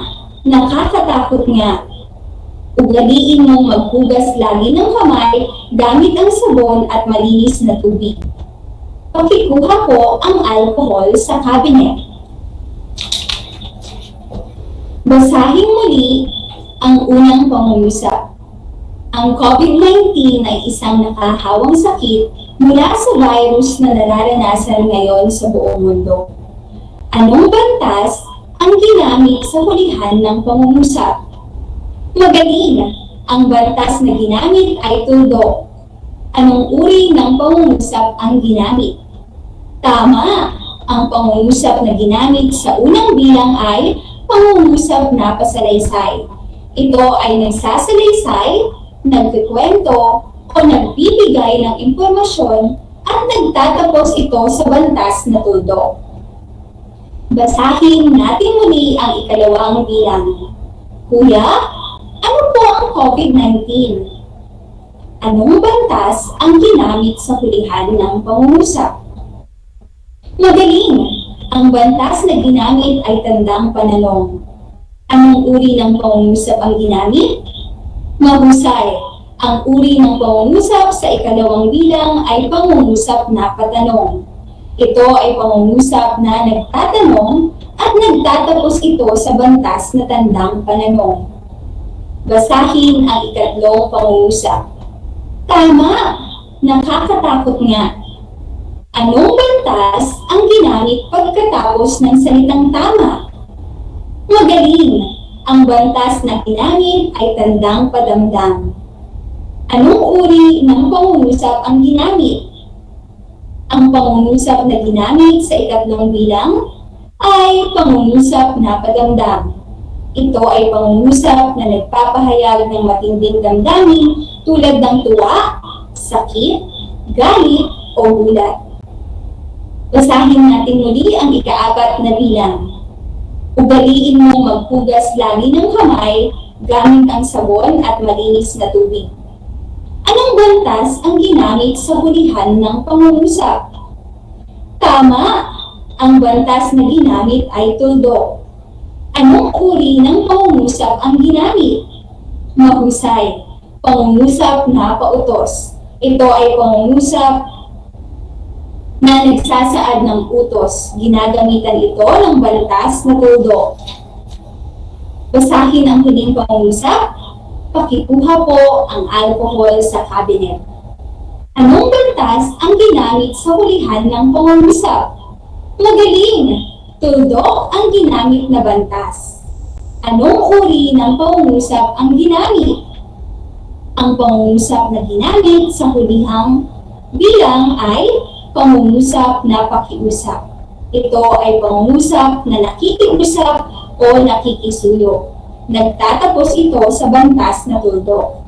Mga bata, ano-ano ang uri ng mga pangungusap na nabanggit? Magaling! Ang mga uri ng pangungusap ay pasalaysay, patanong, padamdam, pautos, at pakiusap. Magaling mga bata! Mukhang handa na kayo sa ating unang gawain. Halina't basahin at unawain ang dialogo. Isang araw, dumating ang ating na Chloe galing sa palengke. Chloe, may pasalubong ako sa iyo. Tiyak kong magugustuhan mo. Ano po ang pasalubong mo sa akin, ate? May nabili akong singkamas na kahukay lamang. Wow! Paborito ko po iyan. Marami rin akong biniling manggang malalaki para sa atin. Mukhang napakatamis po ng mga mangga, ate. Nasasalubik na po akong kumain. Masarap din ang ating ulam na longganisa ngayong tanghali. Sigurado pong malinamnam ang longganisang gawa sa San Felipe. O, sige, maghugas ka muna ng kamay bago tayo kumain. Pakihanda mo na rin ang mesa at tayo ay magdasal muna bago kumain. Sige po, pakiabot ko ang mga kutsara at tinidor. Hindi ko po kasi kayang abutin, ate. Eto, Chloe. Salamat, ate. Pakinggang mabuti ang panuto sa ating gawain. Tukuyin at piliin ang angkop na uri ng pangungusap. Isulat ang letra ng tamang sagot sa sagutang papel. Para sa unang bilang, ano po ang pasalubong mo sa akin, ate? Ano po ang pasalubong mo sa akin, ate? A. Padamdam, B. Pakiusap, C. Pasalaysay, D. Patanong. Ikalawang bilang, pakiabot ko ang mga kutsara at tinidor. Pakiabot ko ang mga kutsara at tinidor. A. Padamdam, B. Pakiusap, C. Pasalaysay, D. Pautos. Ikatlong bilang, maghugas ka muna ng kamay bago tayo kumain.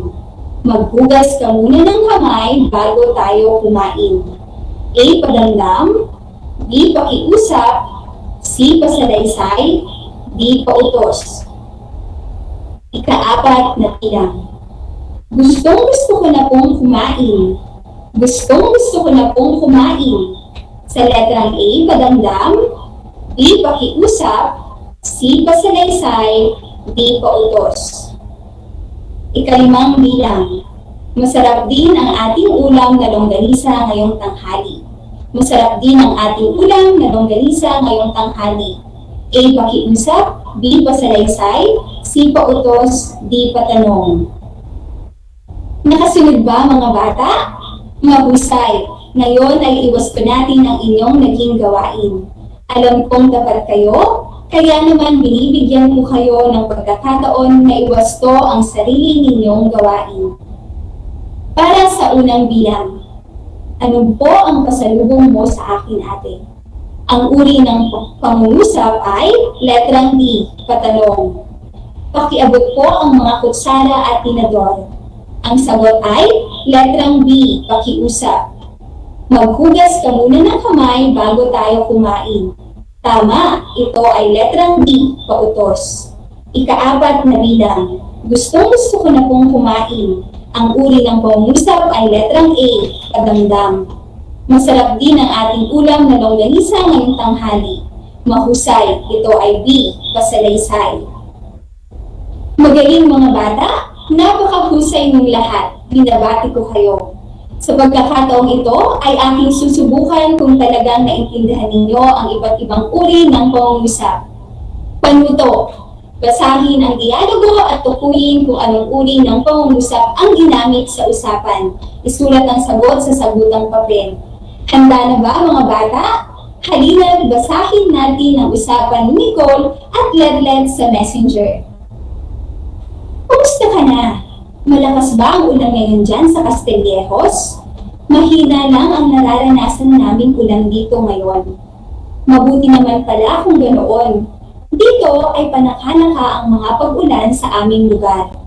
Pakisabi naman kay Tia Lenny na bukas pa maibibigay ni nanay ang niluto niyang suman ibos para sa inyo. Ang sarap naman ng suman? Sige, sasabihin ko kay nanay. Pakadagdagan mo naman ang suman ibos. Paborito ko talaga iyon. Masarap talaga ang luto ni nanay. Sige, sasabihin kong dagdagan ang ipadadala para sa iyo. Maraming salamat, Letlet. Ipadala mo na rin ang hiniram kong gitara. Mabuti at ipinaalala mo. May mga piyesa akong maaaring makatulong upang ikaw ay makapagsanay ng mabuti. Kay buti mong kaibigan. Panuto, tukuyin kung anong uri ng pangungusap ang ginamit sa usapan. Isulat ang sagot sa sagutang papel. Unang bilang, kumusta ka na? Kumusta ka na? Anong uri ng pangungusap ang ginamit? Mahusay. Ang uri ng pangungusap ay pangungusap na patanong. Ikalawang bilang. Mahina lang ang nararanasan naming ulan dito ngayon. Mahina lang ang nararanasan naming ulan dito ngayon. Anong uri ng pangungusap? Magaling. Pangungusap na pasalaysay. Pakisabi naman kay Tia Lenny na bukas pa maibibigay ni nanay ang niluto niyang suman ibos para sa inyo.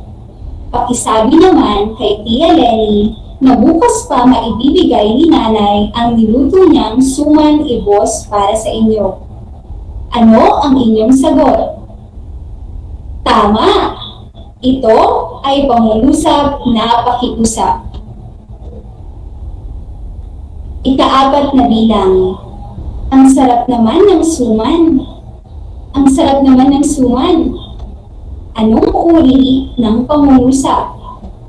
Anong uri ng pangungusap? Magaling! Pangungusap na padamdam. Ipadala mo na rin ang hiniram kong gitara. Ipadala mo na rin ang hiniram kong gitara. Anong uri ito ng pangungusap, mga bata? Mahusay. Pangungusap na pautos. Ilan ang nakuha ng puntos? Mahusay, mga bata. Masaya ako dahil naiintindihan ninyo ang ating aralin. Kaya naman, huwag natin sayangin ang pagkakataon na mapalawak pa ang inyong kaalaman sa pamamagitan ng susunod na gawain. Panuto, bumuo ng sariling pangungusap na angkop sa sitwasyong inilahad sa bawat larawan. Gamitin ang iba't ibang uri ng pangungusap ayon sa gamit. Isulat ito sa iyong sagutang papel. Para sa unang bilang, magbigay ng pangungusap na pautos. Tignan ang larawan at basahin ang tugon sa usapan. Sige po, ako Ako na po ang magdidilig ng halaman. Magbigay ng pangungusap na pautos sa unang larawan. Magbigay ng pangungusap na pautos sa unang larawan. Ikalawang bilang. Naku po, nadapa ang bata. Magbigay ng pangungusap na padamdam na sasabihin ng batang nadapa. Magbigay ng pangungusap na padamdam na sasabihin ng batang nadapa. Ikatlong larawan. 30 piso ang 1 kilo. 30 piso ang 1 kilo. Ano kaya ang tinanong ng babae sa tindera? Magbigay ng pangungusap na patanong. Ika-4 na larawan. NJ, saan ka nakatira? Magbigay ng pangungusap na pasalaysay. Magbigay ng pangungusap na pasalaysay. Huling bilang. Opo, ililipit ko po ito pagkatapos maglaro. Magbigay ng pangungusap na pakiusap ng nanay. Nakasunod ba mga bata? Halina't alamin natin ang maaaring kasagutan. Ang sagot sa unang bilang ay mahusay. Diligan mo ang mga halaman. Diligan mo ang mga halaman. Ikalawang bilang. Tama! Ang sagot ay, aray! Tulungan niyo po ako! Ikatlong larawan. Ang sagot ay, magkano po ang 1 kilo ng repolyo? Magkano po ang 1 kilo ng repolyo? Ika-4 na bilang. Magaling! Ang sagot ay, nakatira ako sa San Gavino, Victoria, Tarlac. Mga bata, paalala na maaaring iba-iba ang lugar sa inyong kasagutan. Ang sagot sa huling larawan ay, pakiayos mo ang iyong laruan pagkatapos maglaro. Pakiayos mo ang iyong laruan pagkatapos maglaro. Mahusay mga bata! Binabati ko kayo sa galing na inyong ipinamalas. Sa araw na ito, ay natutuhan natin ang paggamit ng iba't ibang uri ng pangungusap upang maging mas epektibo ang ating pakikipagkomunikasyon. Maging ito man ay pasulat o pasalitang paraan. Binabati ko kayo mga bata. Dito na nagtatapos ang ating aralin sa araw na ito. Huwag kalimutan, mag-aral ng mabuti. Ito ang susi tungo sa isang masaganang bukas. Muli, ako si Binibining Receiving Doña Albanez, ang inyong guro sa Filipino, ika-4 na baitang. Laging tandaan, ang abakada. Ako bibo kasi dapat. Hanggang sa muli, paalam!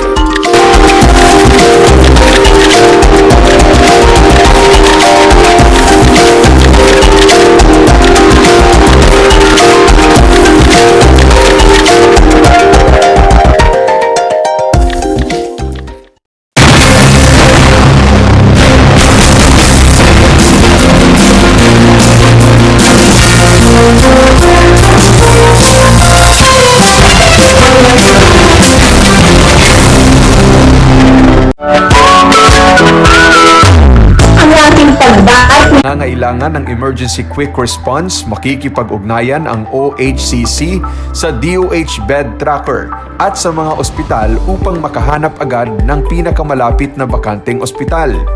Ang transportasyon o ambulansya naman ng ospital na inirefer ng OHCC sa pasyente ang siyang susundo sa bahay nito. Kaya't kapag ikaw ay nakakaranas ng anumang sintomas ng COVID-19 o nangangailangan ng agarang tulong medikal, tumawag lamang sa OHCC at handa silang tumulong sa lahat ng oras.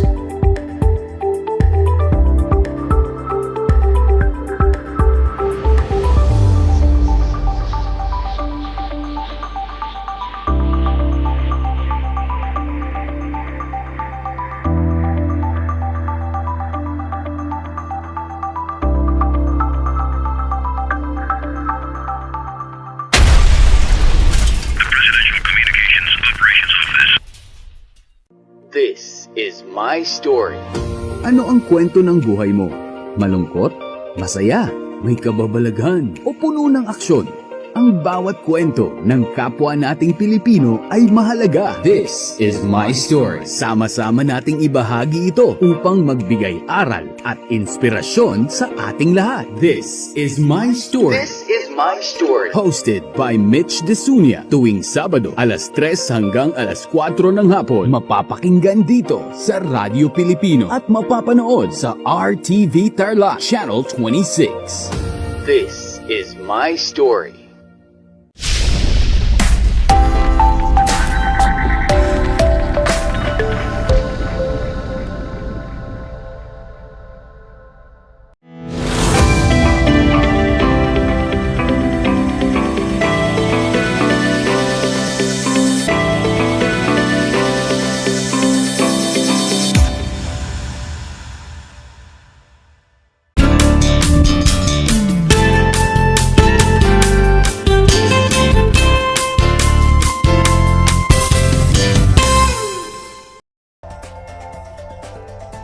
Welcome sa ating Project Shine, Aral TarlakHenyo ng SDO Tarlac Province na kasalukuyang napapanood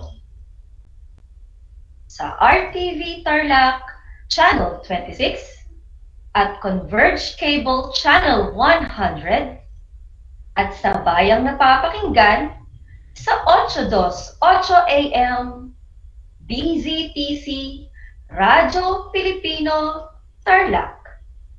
Magandang buhay, mabuting tao. Kamusta kayo mga giliw kong tagapakinig?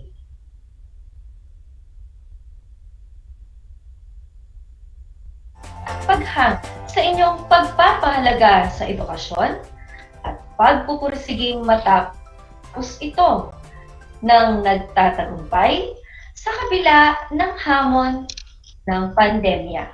Ako ang inyong guro sa edukasyon sa pagpapakatao sa ikalimang baitang, Ginang Jesly R. Bautista. Sumasahing papawid. Victoria, sasamahan at gagabayan ka sa Most Essential Learning Competencies na nakapakita ng iba't ibang paraan ng pasasalamat sa Diyos.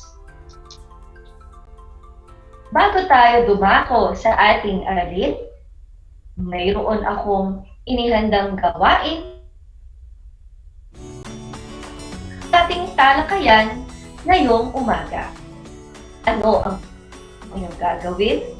Madali lang. Ayusin ang mga ginulong letra na may kinalaman sa konseptong ating pag-uusapan.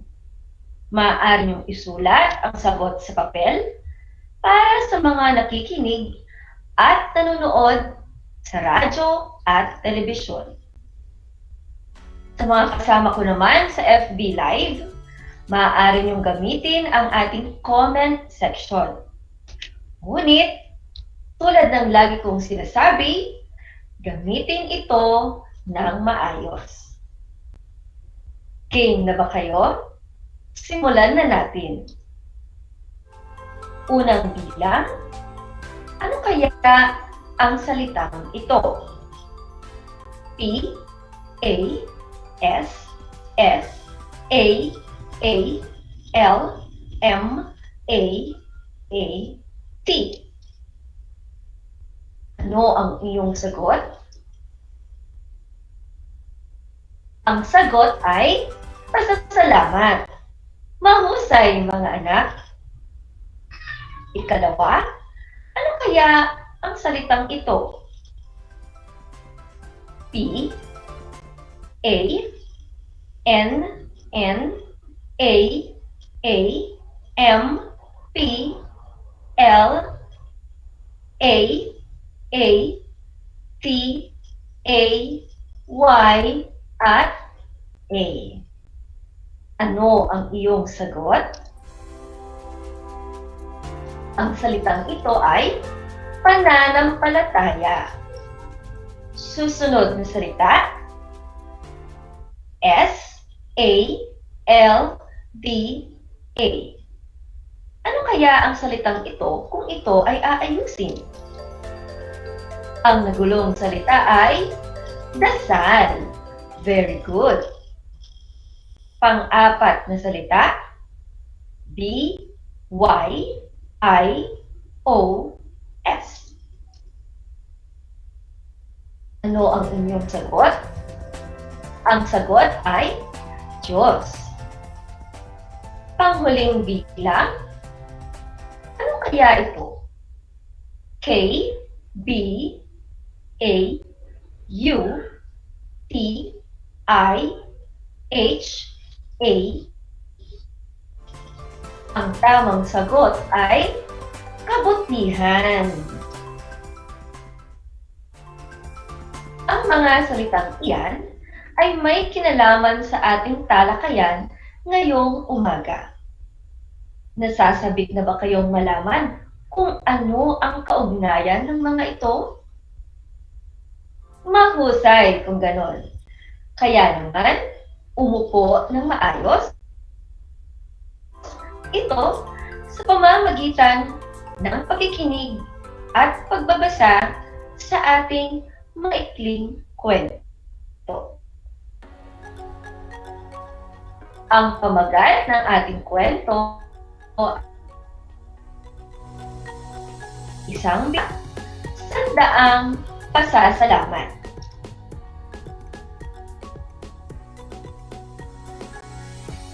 Tahimik at pang namumuhay ang pamilya Gomez sa bayan ng Victoria.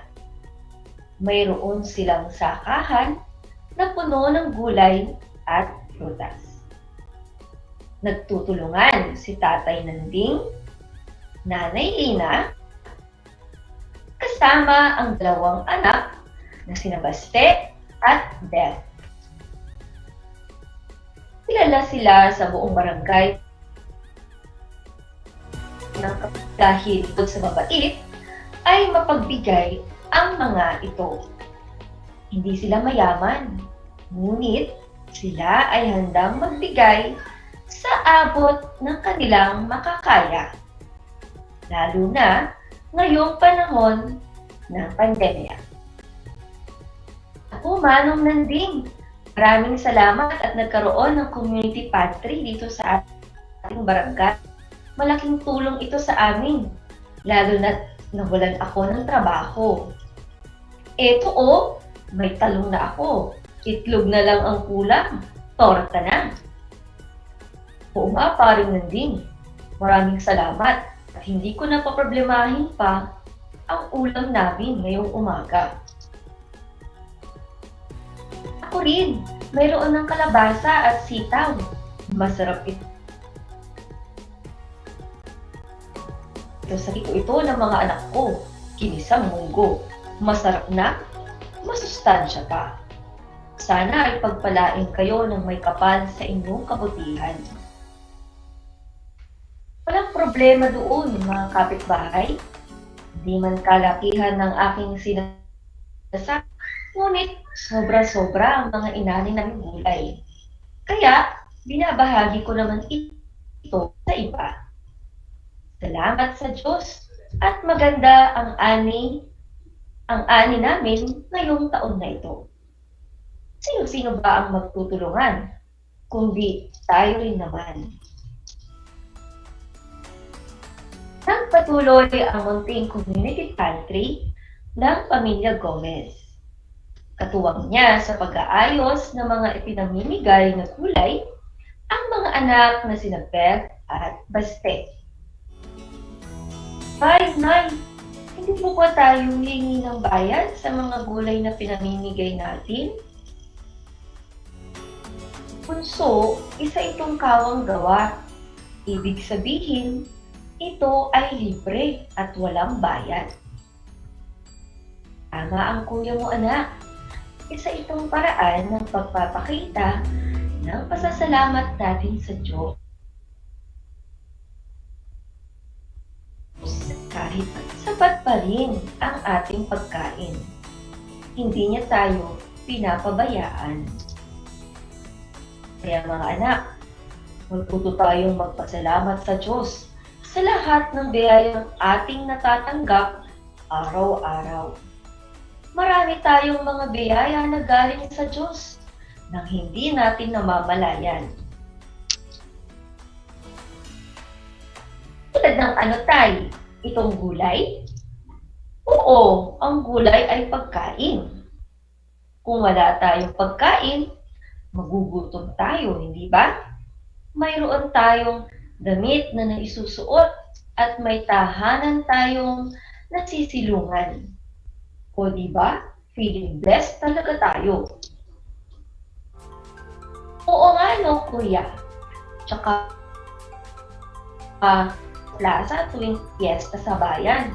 Naaalala ko noong hindi pa pandemic. Masaya tayong nakakapasyal sa perya at sumasakay ng mga rides. At di lang yun. Noong birthday ko, nagpunta tayo sa SM Tarlac at namasyal. Pinamili tayo nila tatay at nanay ng damit. Kumain pa tayo sa Jollibee.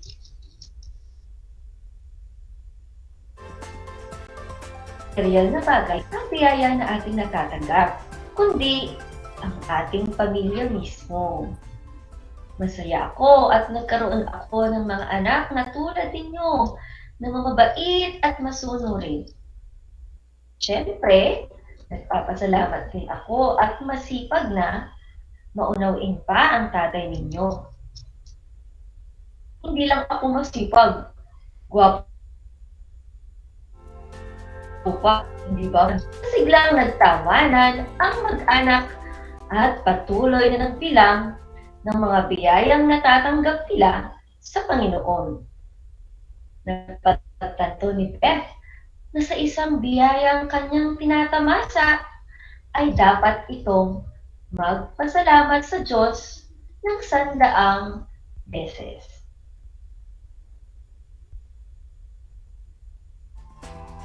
Yan ang kwentong isang biyaya, 100 pasasalamat. O, feeling blessed ka rin ba? Sana ay may napulot kayong aral sa ating kwento, mga anak. Dahil dyan, ako ay may inihandang tanong upang mapalawak pa ang inyong kaalaman tungkol sa ating paksa.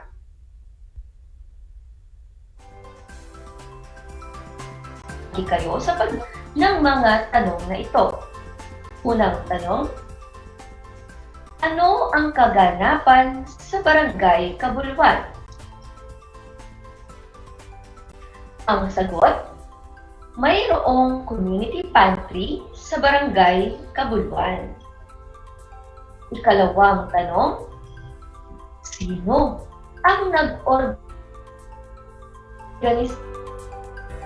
ang nag-organisa ng community pantry ay ang mag-anak na Gomez. Ganito rin ba ang iyong sagot?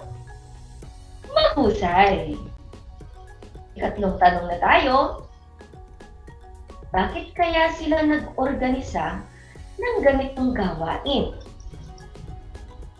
Ginawa ito ng mag-anak na Gomez bilang isang pasasalamat sa Diyos dahil sa magandang ani ng kanilang pananim na gulay. Ganito rin ba ang sinulat nyo? Kayo ay magaling. Ika-4 na tanong, ano-ano ang mga itinuturing nilang biyaya na kanilang pinasasalamatan? Ang mga itinuturing nilang biyaya ay mga simpleng bagay na kanilang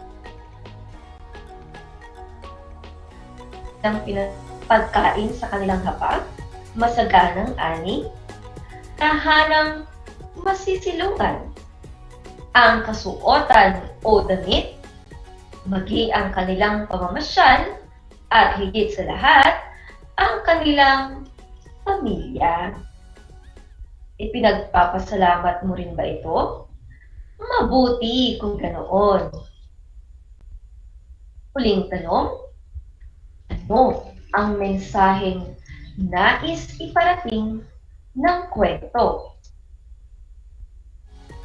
Ang mensaheng nais ipaunawa ng kwento ay magpasalamat sa lahat ng mga biyayang natatanggap natin sa araw-araw. Tama naman, di ba? Marami ang biyayang ipinagkakalain ng Diyos sa araw kung atin lang itong bibilangin. Tulad ni Beth, kanyang napagtanto na ang simpleng bagay tulad ng pagkain na niluluto ng inyong nanay, ang damit na iyong sinusuot ngayon, ang tahanang iyong nasisilungan, at ang higit sa lahat, ang iyong biyaya mula sa Kanya. Ngunit sa bawat biyayang ito, paano mo naipapakita ang iyong pasasalamat? Maaari ko bang malaman? Comment na!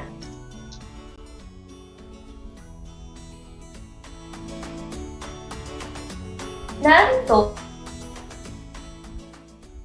ang natin maipapakita ang pasasalamat sa Diyos. Una, magpasalamat sa bawat araw. Ang lahat ng biyayang pinatamasa natin ay may kaakibat na pasasalamat. Ang simpleng pag-usal ng salamat at panalangin ng pasasalamat ay malaking bagay at isang tanda ng pananampalataya sa Diyos. Ikalawa, tumulong sa kapwa nang hindi naghihintay ng kapalit. Maraming paraan kung paano tayo makakapag-abot ng anak na Gomez sa kwento. Hindi ba't ang mga sobra sa naanin nilang gulay ay kusang loob nilang ipinamigay sa kapitbahay na nawalan ng trabaho dahil sa pandemya. Ayon nga sa isang kasabihan sa Ingles, it is better to give. Mapagbigay ka ba? Pangatlo, gumawa ng kabutihan sa kapwa. Naku, importante ito. Ang pagiging mabuting tao sa lahat ng pagkakataon ang siyang sumasalamin ng ating pagkatao at pananampalataya sa Diyos.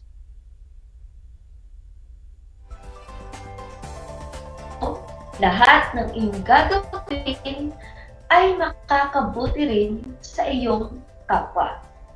Laging iisipin muna ang mga bagay o mga salita at mga desisyon na gagawin kung makakabuti ba ito sa iyong kapwa.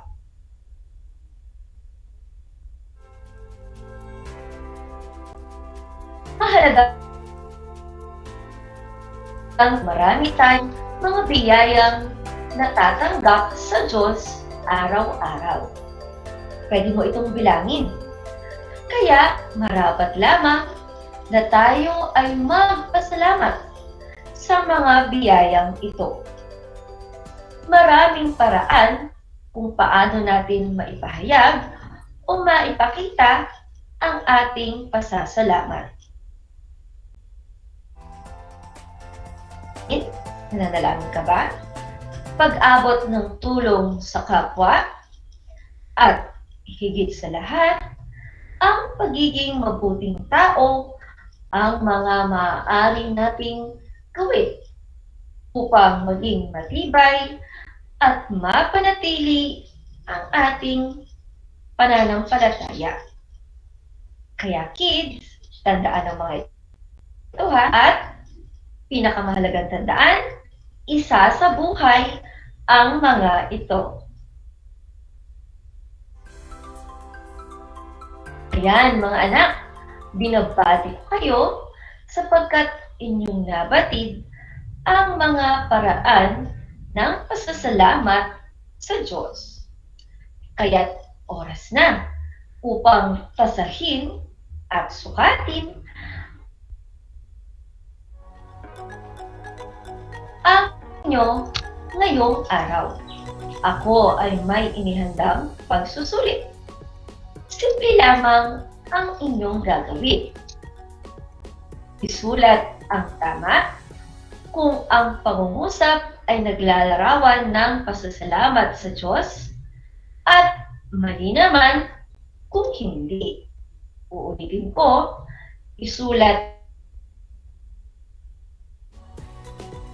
ang naglalarawan ng pasasalamat sa Diyos at mali naman kung hindi. Unang bilang,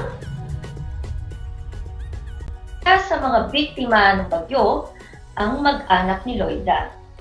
Sa kabila ng pangyayaring ito, nanatili pa rin silang positibo sa buhay. Papasalamat sa Diyos sapagkat hindi sila pinabayaan. Sagot? Tama. Ikalawang bilang, nadismaya si Mika imbes na matuwa dahil sa pasalubong na sapatos ng kanyang tita. Ang hiling kasi nito ay isang bag. Ano ang inyong sagot? Mali. Ikatlong bilang, nag-aral ng mabuti si Lucas para sa kanyang final exam. Laking tuwa nito nang malamang siya ang nakakuha ng pinakamataas na marka at sabay sabing, sagot? Tama. Ika-apat na bilang, pinamimigay ng mga karding sa mga kapitbahay ang sobra sa mga naani nilang gulay. Sagot? Tama. Ikalimang bilang, pagkatapos na papakain ng libre ang pamilya Santos, tanda ng pasasalamat sa masaganang lang ani. Sagot? Tama.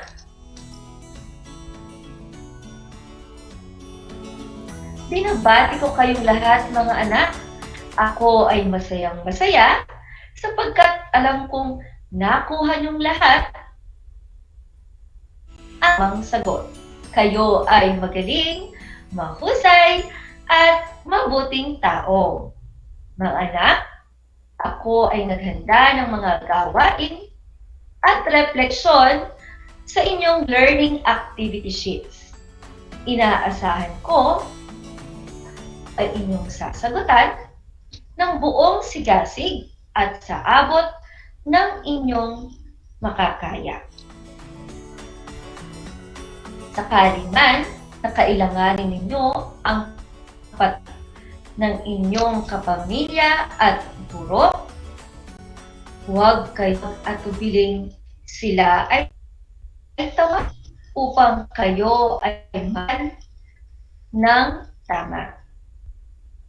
Sabi nga nila, marunong ang nagtatanong.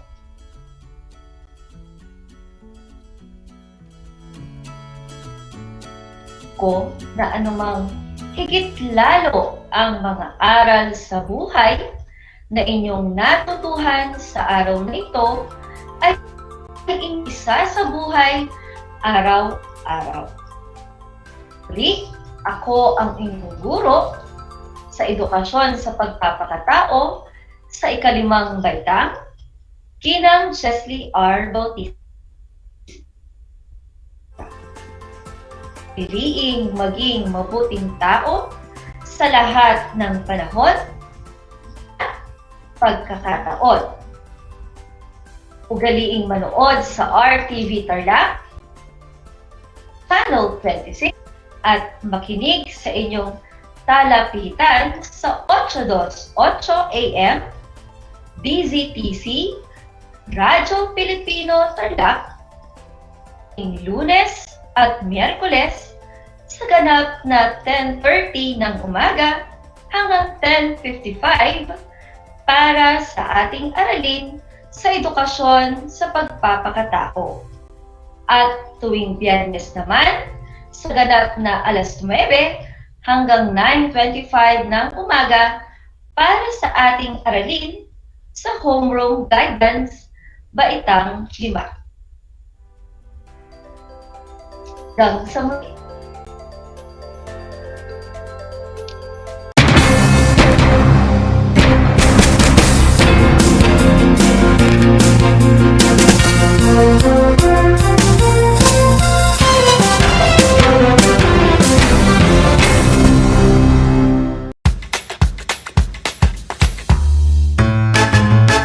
Alam niyo ba na ang salitang yoyo at ang makabagong bersyon nito ay naimbento ng isang Pilipinong nagngangalang Pedro Flores? Taong 1920s nang dinala ni Flores ang laruang ito sa Estados Unidos. Sinimulan niya ang paggawa nito sa kanyang maliit na pabrika sa California at ipinakita sa mga tao ang iba't ibang tricks ng paggamit nito. Alam mo na, yan ang yoyo! Handa ka na bang magpabakuna? Narito ang mga paalala at hakbang na gagawin sa proseso ng pagbabakuna. Bago ang pagbabakuna, kinakailangan mo nang dumaan sa pre-vaccination screening. Kinakailangan kumuha muna ng medical clearance sa doktor ang mga kabilang sa special population tulad ng mga sumusunod. May problema sa immune system, may cancer, may HIV, sumasailalim sa transplant operation, kasalukuyang umiinom ng steroids, mga senior citizens na may special conditions. Step 1. Waiting area. Siguraduhin kayo ay pumunta sa tamang oras at petsa ng inyong schedule sa pagbabakuna. Hindi papayagan ang mga walk-in sa vaccination sites. Maupo sa bakanting upuan alinsunod sa tamang pagkakasunod ng bilang. Hintayin na tawagin kayo para sa susunod na hakbang. Habang nag-aantay, sumunod sa minimum public health standards. Isuot ang face mask at face shield. Sundin ang proper physical distancing at ugaliing maghugas at isanitize ang kamay. Step 2. Registration. Sundin ang mga patakaran ng inyong LGU o vaccination site sa pag-register at ipakita ang inyong government ID. Bibigyan kayo ng kopya ng informed consent form, health screening form, at mga pamphlet tungkol sa bakuna na pwede ninyong basahin. Hintayin na matapos ang proseso ng registration bago pumunta sa susunod na hakbang. Step 3. Screening. Kayo ay isa sa ilalim sa health screening at tatanungin tungkol sa inyong kalusugan tulad ng history of COVID-19 exposure, history of vaccination, mga gamot na iniinom, kung may allergies at iba pa. Ito ay para makasiguro kung angkop para sa inyo ang magpapakuna sa kasalukuyan. Step 4. Health education. Makinig sa ibabahaging importanteng impormasyon tungkol sa pagbabakuna para sa COVID-19. Kung mayroon pa kayong ibang katanungan, sumangguni sa ating mga vaccination staff. Siguraduhin na pirmahan ang consent form na pumapayag kayong magpabakuna bago pumunta sa susunod na hakbang. Step 5. Vaccine Administration. Ito ang panahon kung saan kayo ay babakunahan sa loob ng 1 hanggang 2 minuto. Huwag kalimutan na kunin ang inyong vaccination card pagkatapos matanggap ang bakuna. Step 6. Observation.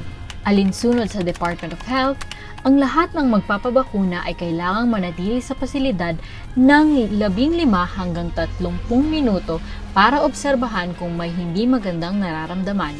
Ang ating medical staff ay nakatutok sa inyo para ma-monitor ang inyong kalusugan. Bibigyan kayo ng mga pangalan ng health facility o hotline o contact kung saan pwedeng pumunta kung kinakailangang sumangguni dahil sa side effects ng bakuna. Narito rin ang mga paalala na dapat tandaan. Siguraduhin bumalik sa schedule para sa pangalawang dose ng bakuna. Laging tandaan na kahit nabakunahan ka na, ay huwag pa rin kalimutang sumunod sa minimum public health standards tulad ng pagsasanitize ng mga kamay, pagsusuot ng face mask at face shield, at pagdidistansya sa iba ng 1 metro. Ito ay para na rin sa ating proteksyon at sa proteksyon ng iba. Para sa karagdagang impormasyon, bisitahin ang mga sumusunod na pages. Tara sa Vida Vaccination!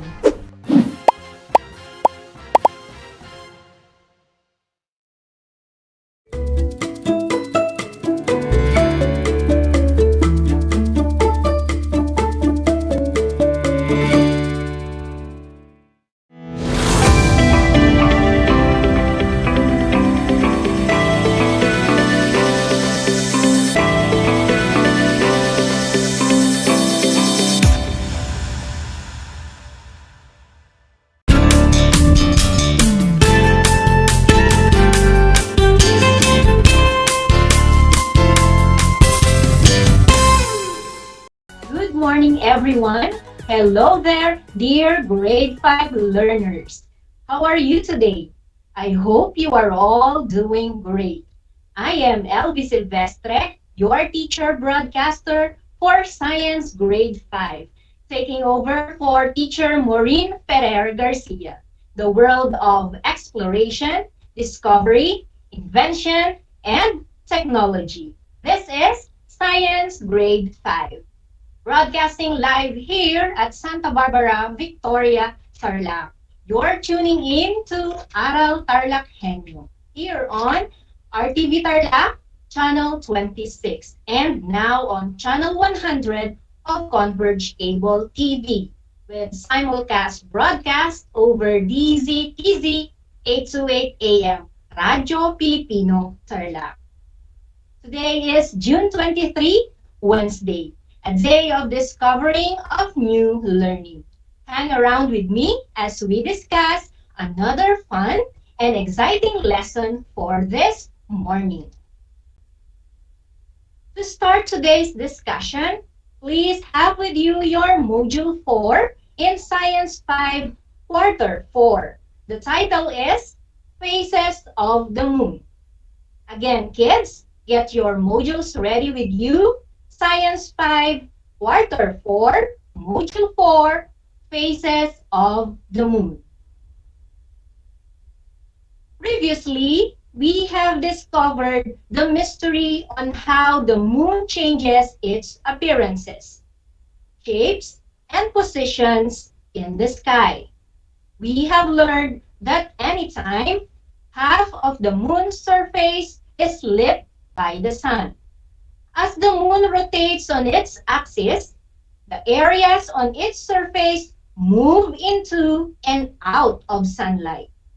As the moon revolves around the earth, you see a different amount of its lighted part because it receives varying amount of light from the sun at different points in its orbit. The changing shapes are called the phases of the moon. and 4 of them have been discussed to you last Monday. Kids, I would like you to recall the phases of the moon that you have tackled. What are they? Well done, learners. These phases are the new moon, waxing crescent, first quarter, and waxing gibbous. Again, these phases are new moon, waxing crescent, first quarter, and waxing gibbous. Now, let's try to have a short review by doing the first activity for today. Identify whether the following statements are correct or incorrect. Write the word true if the statement is correct or false if it's incorrect. Grade 5, a 5-second timer will start once I finish reading the statement. So, be sure to listen carefully. You may write your answer on a sheet of paper or comment down on the chat box if you are watching our live telecast.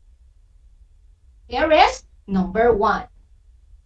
The new moon phase is when the moon is between the sun and the earth. True or false? Again, the new moon phase is when the moon is between the sun and the earth. True or false? 5 seconds. Time is up and the answer is true. Next, number 2.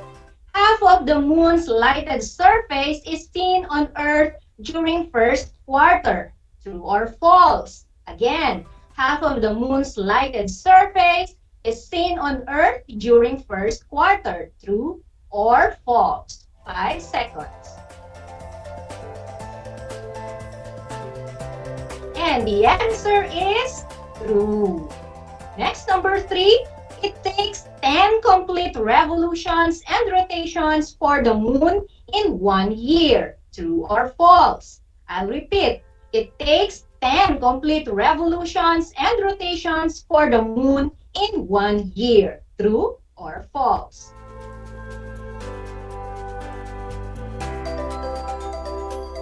Time is up and the answer is false. It should be 12 complete revolution and rotation in 1 year. Moving on to number 4. The waxing crescent phase appears in a semicircular form and is seen after a new moon. True or false? I'll repeat.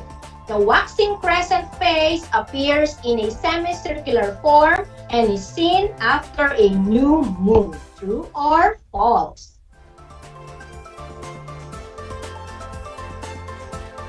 Time is up and the answer is true. Okay, next, number 5.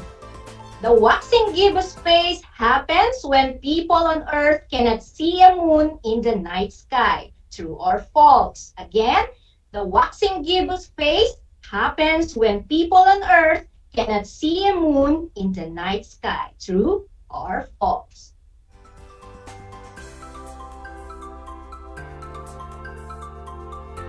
Time is up.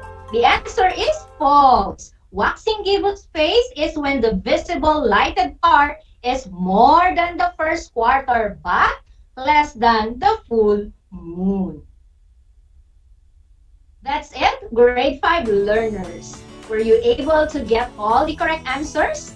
If yes, then that's great. I am happy that you clearly understand our prior discussion. However, if you fail to get the correct answers, don't you worry, for we still have today to patch things up. Our lesson is about the phases of the moon.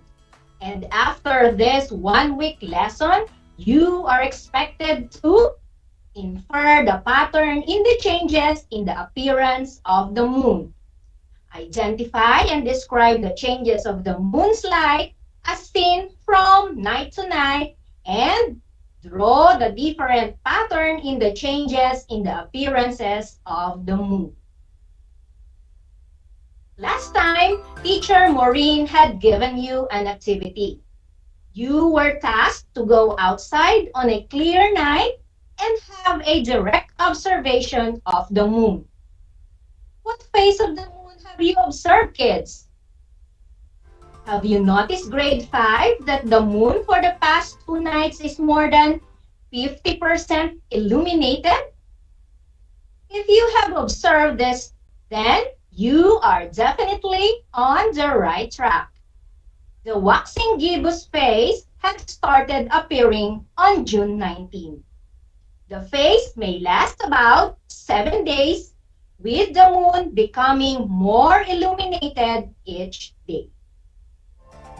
So you see, kids, it's amazing how this heavenly creature makes a wonderful charm even at the darkest hour in the planet.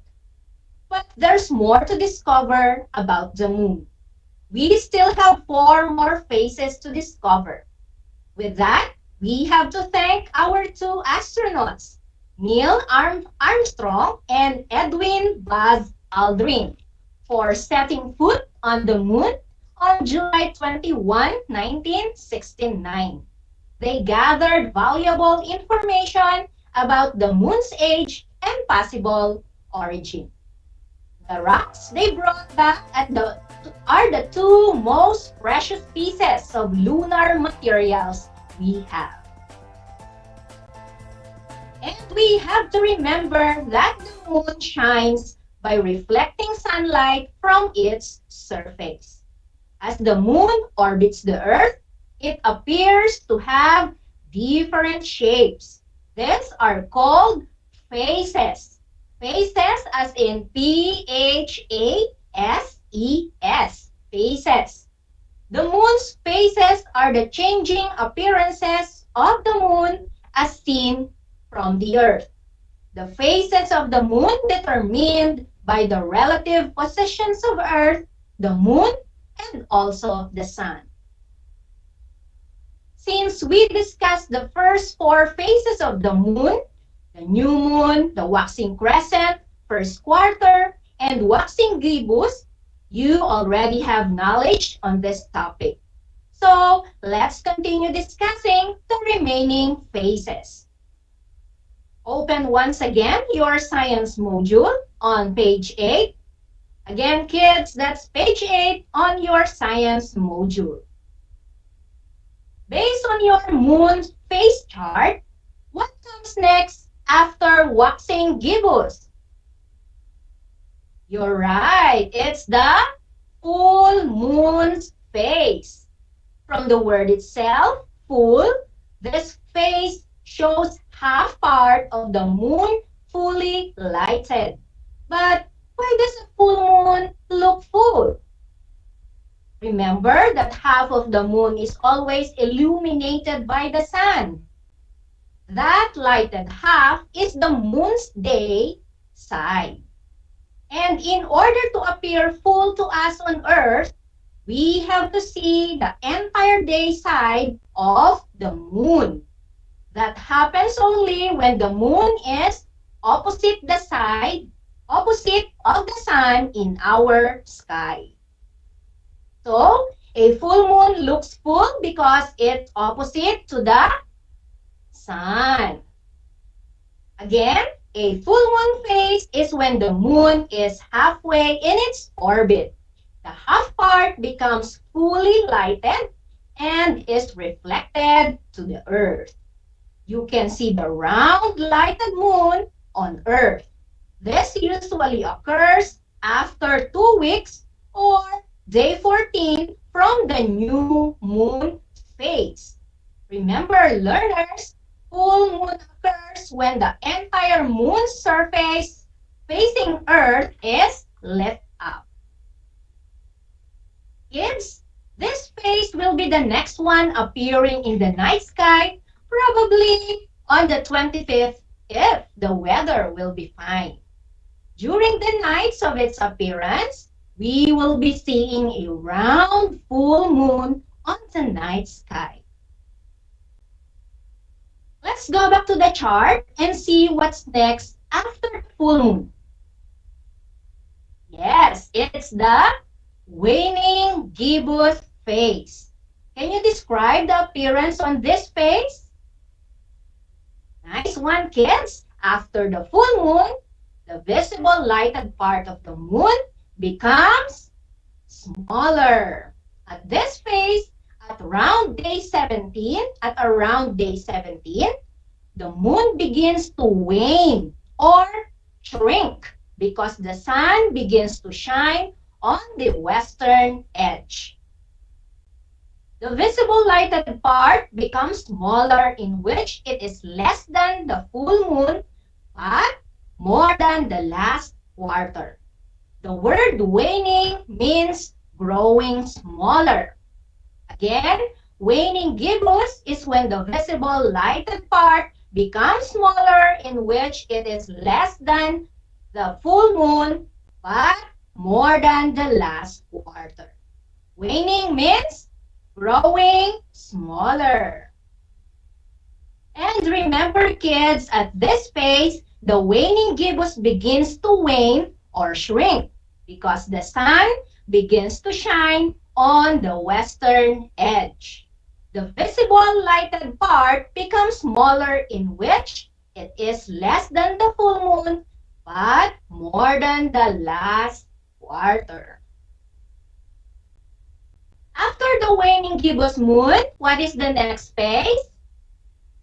You are right, grade 5. It is the last quarter. After the waning gibbous, it's the phase of the last quarter. It is also referred to as the third quarter phase.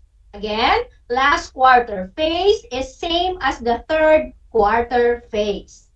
The moon has already moved 3/4 of its orbit and has reached day 21 of its trip. The amount of lighted part that is reflected to Earth becomes smaller. Only half of the lighted part of the moon facing Earth can be seen. The last quarter moon appears a week after full moon and a week also before new moon. It rises in the middle of the night, appears as its highest in the sky around dawn, and sets around midday. Again, grade 5, last quarter moon has already moved 3/4 of its orbit and has reached day 21 of its trip. That is why it is called the third quarter phase. The amount of lighted part that is reflected to Earth becomes smaller, and only half of the lighted part of the moon facing Earth can be seen. Try to observe once again the moon phase chart. What comes next after the last quarter? You are right, grade 5. That is the waning crescent. What can you say about the lighted part of the waning crescent? Yes, waning crescent only shows a small portion of its lighted part. The moon is day 24 on its journey. On this phase, only a small portion of the lighted part facing Earth can be seen. The moon is less than the third quarter or last quarter, but more than the new moon. A waning crescent moon can be found in the east before sunrise. It's waning towards new moon. On each successive morning, a waning crescent moon will show us less and less of its lighted portion or day side. Each day, it rises closer to the sunrise, heading for new moon, when the moon will be between the Earth and the sun. Take note, kids, waning crescent is on day 24 or 24th day of its journey during this phase. Only a small portion of the lighted part facing Earth can be seen. The moon is less than the third quarter or first quarter, but more than the new moon. Finally, kids, we have completed the entire moon phase chart. We have named already the 8 phases of the moon. Remember, kids, that the changing shape, appearance, and also the position of the moon in the sky is known as the phases of the moon. It goes through a cycle, and these 8 phases can be seen once in a month. Now, kids, let's name all together the 8 phases of the moon. 1. New moon. Next, waxing crescent. Number 3, first quarter, or we have also other term for that, quarter moon. Number 4, waxing gibbous. 5, full moon. 6, waning gibbous. 7, first quarter or third quarter. And number 8 is the waning crescent. We have to remember, kids, that the sun is one that gives light to the moon. That is why we can see our satellite illuminating brightly during night. There you have it, my dear grade 5 learners. At this point, I would like you to assess if you really understand our lesson. Let's have a short quiz to check your learning. As usual, you prepare your paper and number it 1 to 10. This is what you are going to do. Some of the statements about the moon, earth, and the sun are true, and some are false. Write true if the statement is correct and false if it's incorrect. Again, write the word true if the statement is correct and false if it's incorrect. Ready? Here is number 1. The moon orbits Earth once every 27.32 days. The moon orbits Earth once every 27.32 days. Next, number 2. The moon revolves around the Earth and rotates on its axis at the same time. The moon revolves around the Earth and rotates on its axis at the same time. Number 3, the amount of light received by the moon affects the lighted portion visible to us on Earth. The amount of light received by the moon affects the lighted portion visible to us on Earth. Next, number 4. The moon seems to change its shape as it orbits the sun. The moon seems to change its shape as it orbits the sun. 5. New moon occurs when no lighted part of the moon can be seen on Earth. New moon occurs when no lighted part of the moon can be seen on Earth. Number 6. The full moon happens when we see the whole lighted part of the moon facing the Earth. The full moon happens when we see the whole lighted part of the moon facing the Earth. 7. The waxing phases of the moon refer to the lighted parts getting larger each night. The waxing phases of the moon refer to the lighted parts getting larger each night. Number 8. The Earth has more than one satellite. The Earth has more than one satellite. Number 9. The first quarter phase is also known as the last quarter phase. The first quarter phase is also known as the last quarter phase. And for the last number, the waning phases of the moon refer to the lighted parts getting smaller each night. The waning phases of the moon refer to the lighted parts getting smaller each night. Now, let's see the answers to that activity. For number 1, the answer is true. 2, true. Number 3, true. Number 4, false, because the moon orbits the earth and not to the sun. 5, true. 6, true. 7, true. 8, false. Earth has only one satellite. 9, false. First quarter moon is known as quarter moon. And number 10 is true. I would like you to answer the rest of your activities on your science module and remember the lessons we had for this week.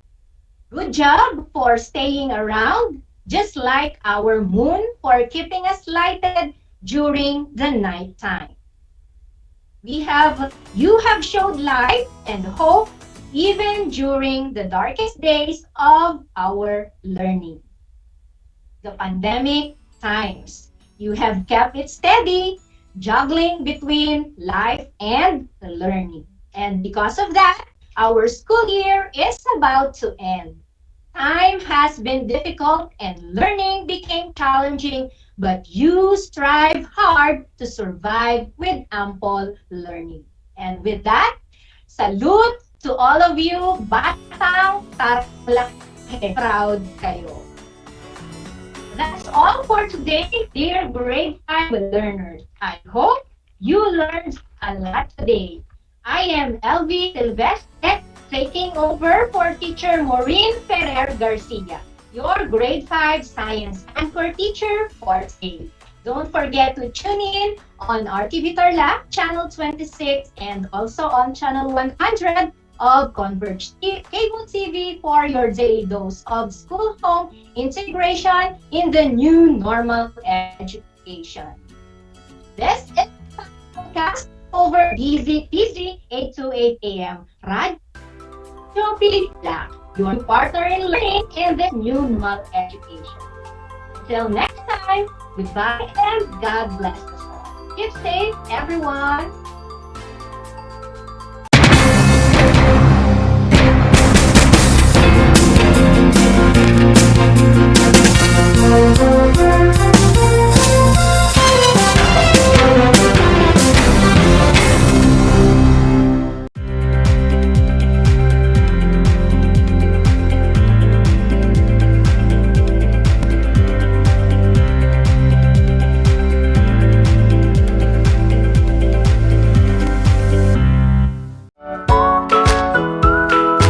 How are you today? Hello, everyone. Hello, learners of Tarlac. Good morning, Math Talino grade 4 learners. Welcome to Aral TarlakHenyo Here on RTV Tarlac Channel 26. Simulcast over DCTC. Radyo Pilipino Tarlac.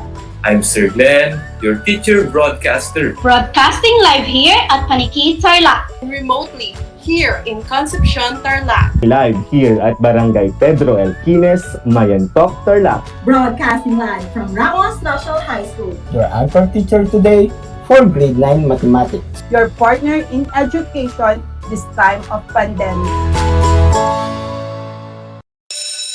Gutom ka ba sa impormasyon? May namiss ka bang subject at leksyon? Gusto mo bang alalahanin ang nakaraan o dagdagan ang iyong kaalaman?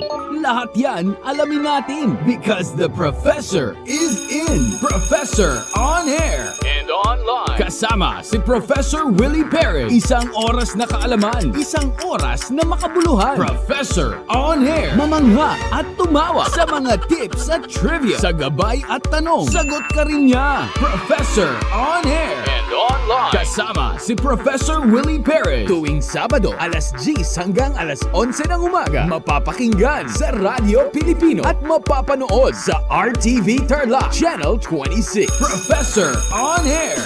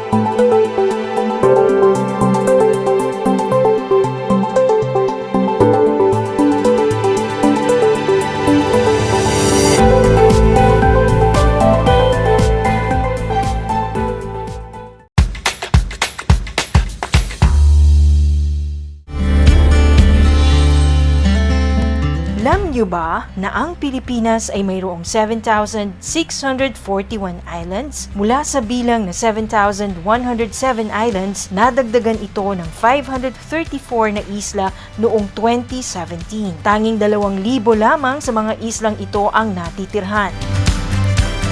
Alam niyo na! Yan ang mga isla sa Pilipinas.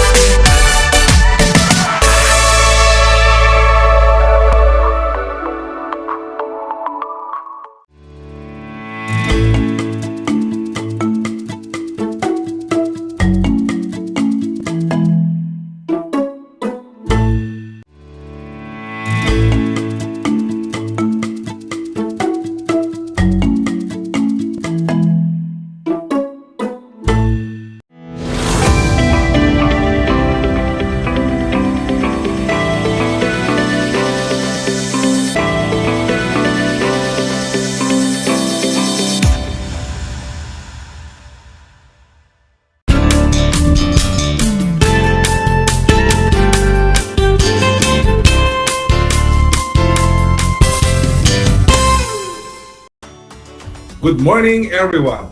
Good morning, grade 5 learners.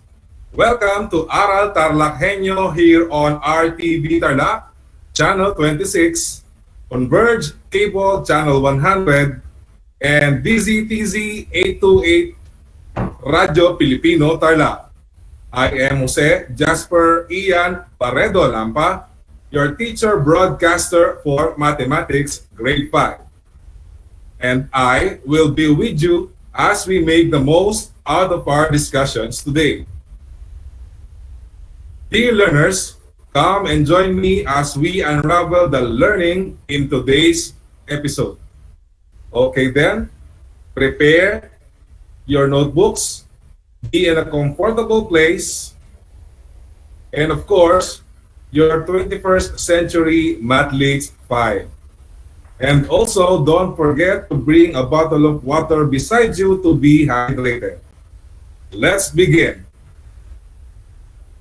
Today, we will interpret different kinds of line graphs.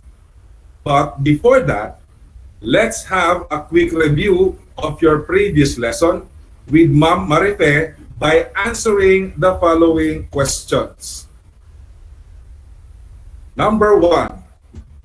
What branch of mathematics deals with the collection, organization, presentation, interpretation, and analysis of data? Is it letter A, variables, or B, statistics? Again, A, variables, B, statistics. You have 5 seconds to answer.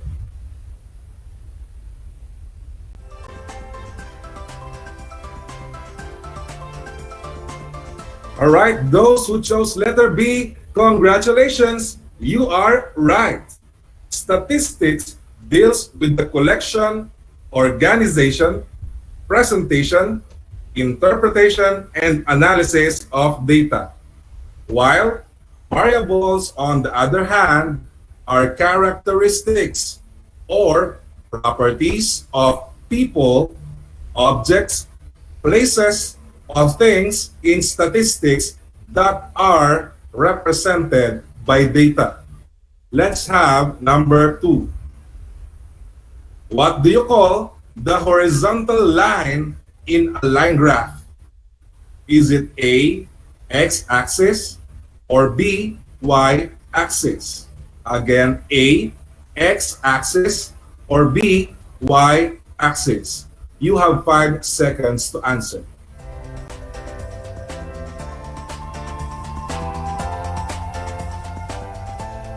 If your answer is letter A, you are right.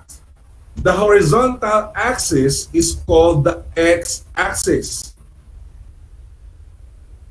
The vertical line, on the other hand, is called the y-axis. It contains our dependent variables. Number 3, what are the steps in constructing a line graph? Again, what are the steps in constructing a line graph? You have 5 seconds to answer.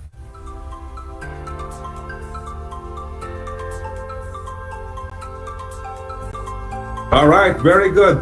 You are all correct. The steps in constructing a line graph are as follows.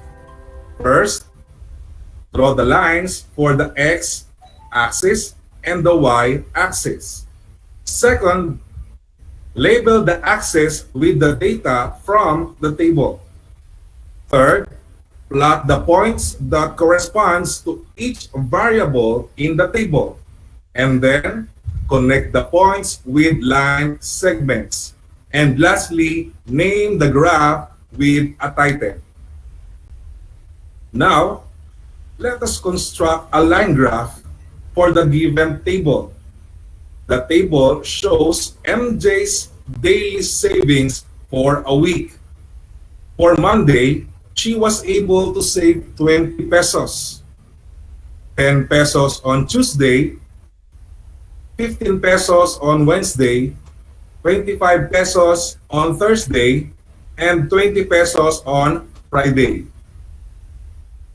Now, a graphing paper will be handy in this activity, but you may improvise if you have none.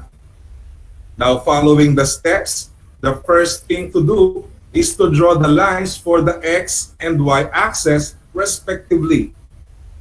Next, label the x-axis with the days following the order from Monday to Friday. Space them out evenly so we could attain a nice looking graph. And then label the y-axis with the amount of savings in pesos. We will use 5 as the interval starting from 0 at the bottom to 50 at the top. Now we can skip counts so that our table will not be cluttered. Now, plot the points that corresponds to the day and the amount of savings. This will be considered as our ordered pairs. We have Monday, 20 pesos. Tuesday, 10 pesos. Wednesday, 15 pesos. Thursday, 25 pesos. Friday, 20 pesos. After plotting all the points, we can now connect them with line segments. Make sure to use a ruler to produce straight lines. Finally, put the title on the graph. Use the title of the table from where we got the data, which NJ's savings in a week. We have now constructed a single line graph. Now, it's time for us to interpret the graph. Take note that in a line graph, a line that goes up means an increase in value, while a line that goes down from its previous point means a decrease in value. Now let us consider the graph we have constructed and answer the following question. All right. We have question number 1. Now, what is the graph all about? Is it letter A, NJ's expenses, or letter B, NJ's savings? Again, is it letter A, NJ's expenses, or letter B, NJ's savings? You have 3 seconds to answer. All right, I can see responses on our Facebook Live comment sections. Very good, Raven, Amesh, Aurora and Rosalyn. And of course, our correct answer is letter A. Congratulations to those who got the correct answer. Let us move on to question number 2. What is the scale used in the y-axis? A. Savings in pesos. B. Days. Again, A. Savings. B. Days. Comment your section in our comment sections. Comment your answer in our comment sections. Very good, Kate, Marilu, Mariela, Lance, and Jensen. Congratulations. You got the correct answer. That is letter A. Our correct answer is letter A. Let's move on to number 3. On what day did she have the biggest savings? Again, on what day did she have the biggest savings? Is it letter A, Thursday, or letter B, Friday? You have 3 seconds to answer. And of course, the correct answer is letter B. Let's move on to number 4. What day did she have the least savings? A, Tuesday. B, Wednesday. You have 3 seconds to answer. And of course, the correct answer is letter A. I hope you got the correct answer. Let's move on to number 5. How much did she save in all for 5 days? Again, how much did she save in all for 5 days? Is it letter A, 90 pesos, or letter B, 100 pesos? Right, to those who chose letter A, congratulations, you are correct. Right, in just 1 week, MJ was able to earn 90 pesos. I am sure you are all capable of doing so, or maybe even more. So I hope maybe you can start your own piggy banks soon, just like MJ and his younger brother, Juancho. Yes, Juancho also have his own piggy bank, and it is reflected in the following line graph. Let's take a look. The title of the graph is Juancho's savings in a week. The x-axis is scaled and labeled evenly with the days from Monday to Friday.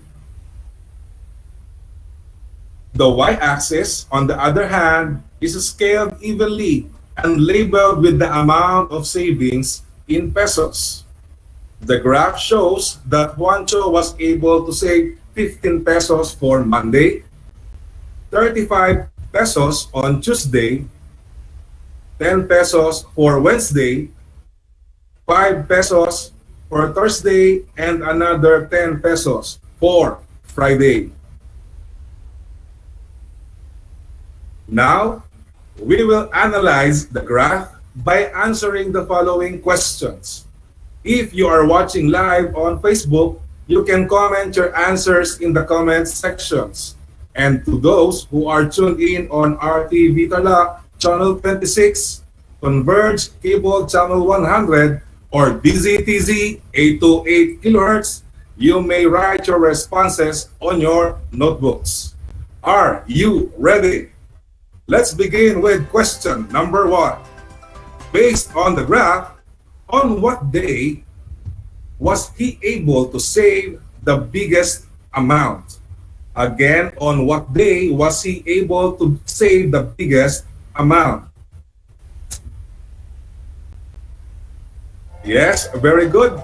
The highest point is plotted at Tuesday with 35 pesos. Now let's have number 2. On what day did he have the least savings? On what day did he have the least savings? All right, very good. Francesca, Hannah, and Raven, you are correct. The right answer is Thursday. The correct answer is Thursday. The lowest point is plotted on Thursday having 5 pesos. Let's go to number 3. On what days did he have the same amount of savings? Again, on what days did he have the same amount of savings?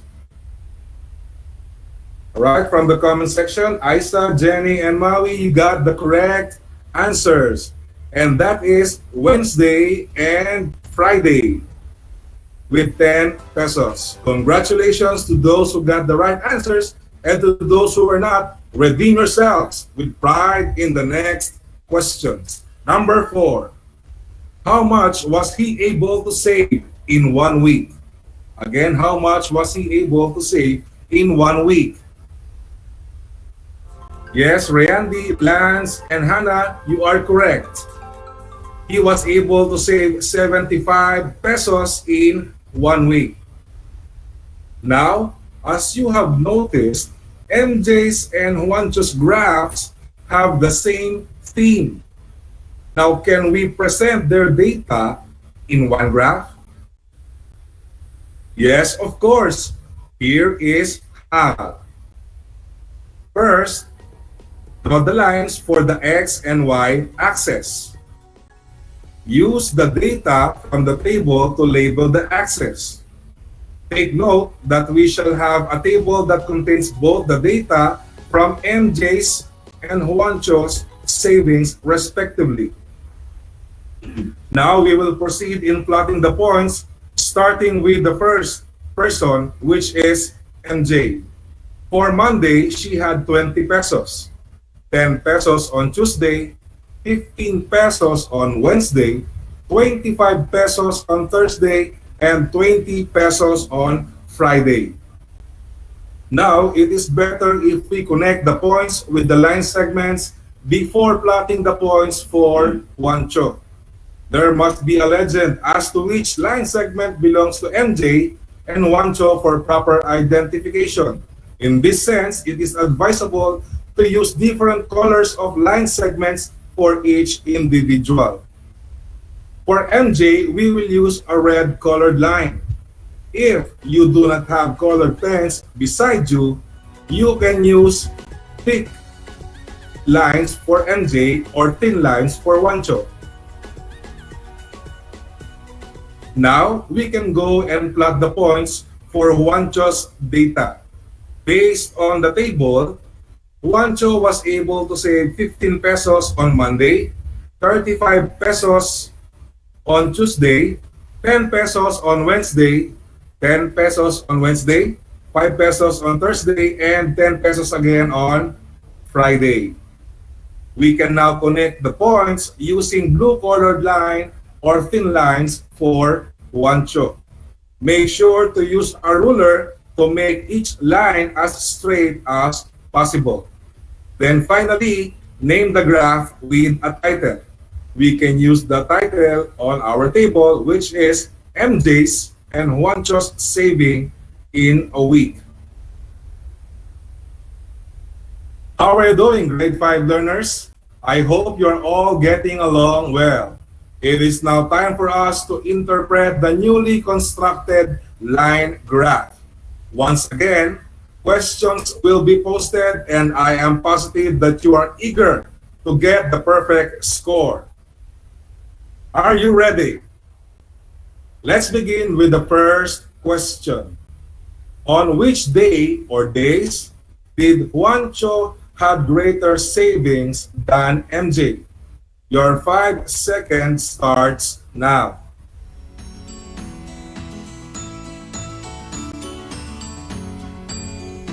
Your 5 seconds starts now. If you said Tuesday, you are correct.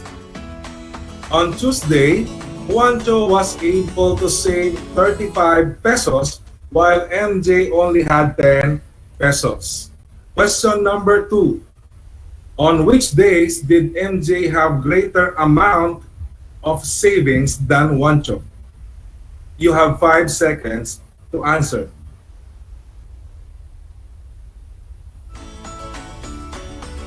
I can see Francesca, Amesh, and Raven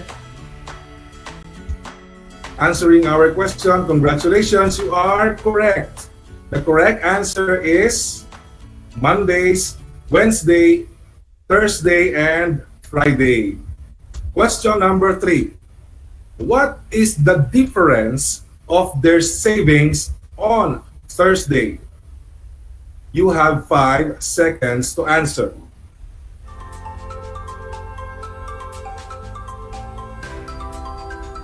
Yes, Kate, Aiza, and Jenny, congratulations. You got the correct answer. And that is 20 pesos. Let's now move on to question number 4. Who has greater savings between MJ and Juancho? Why? Again, who has greater savings between MJ and Juancho? Why? Your 5 seconds starts now.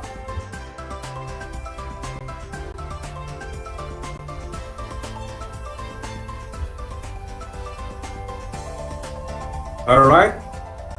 The correct answer is MJ, because she had 90 pesos while Juancho only earned 75 pesos. There you go, kids. You have just learned how to construct and interpret different kinds of line graphs. You are all awesome. I am sure you are eager to learn more. Here is another one for us to explore. The graph is all about the income for online business of Jello and Jelly from January to June. In January, Jello earned 5,000 pesos while Jelly had 7,000 pesos. In February, they both had 8,000 pesos. In March, 6,000 for Jello and 5,000 for Jelly. Then, in April, Jello had 10,000 while Jelly had 8,000. In May, Jello got 9,000 and Jelly only got 7,000. And in June, 7,500 for Jello and 8,500 for Jelly. Now, let us have a quick competition. Everyone is welcome to join. Once again, there will be 5 multiple choice questions based on our graph. Choose the right answer. To those who have access to the internet, you can join in by, number 1, on your browser, click the ClassPoint app. Second, enter the class code which can be found on your screen with number. Again, the class code number is 62004. And third, enter your name and the school you represent. Then, click join. Here we go. Question number 1. What is the graph all about? A. Jello's income for online business. B. Jelly's income for online business. Or is it letter C? Jello and Jelly's income for online business. You have 15 seconds to answer.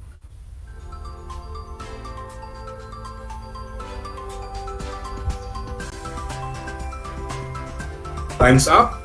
The correct answer is letter C. And on our leaderboard is Ian from La Paz and Juancho. Let's have question number 2. On what month do they have the same income? A. January, B. February, or C. March? You have 30 seconds to answer.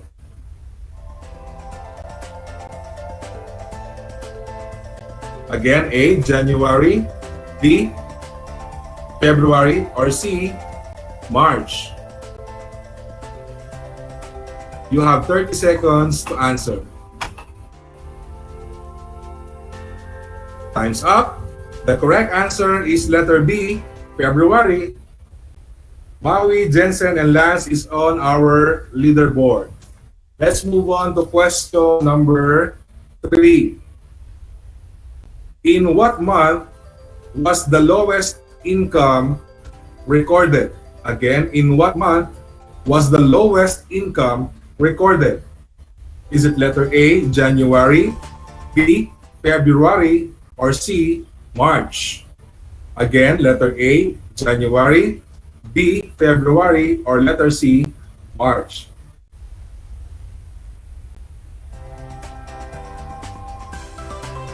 Right, time's up. The correct answer is letter C, March. Let's see now who is leading. Yes, Marlon and Sel, congratulations. You are now in our leaderboard together along with Ian and Juancho.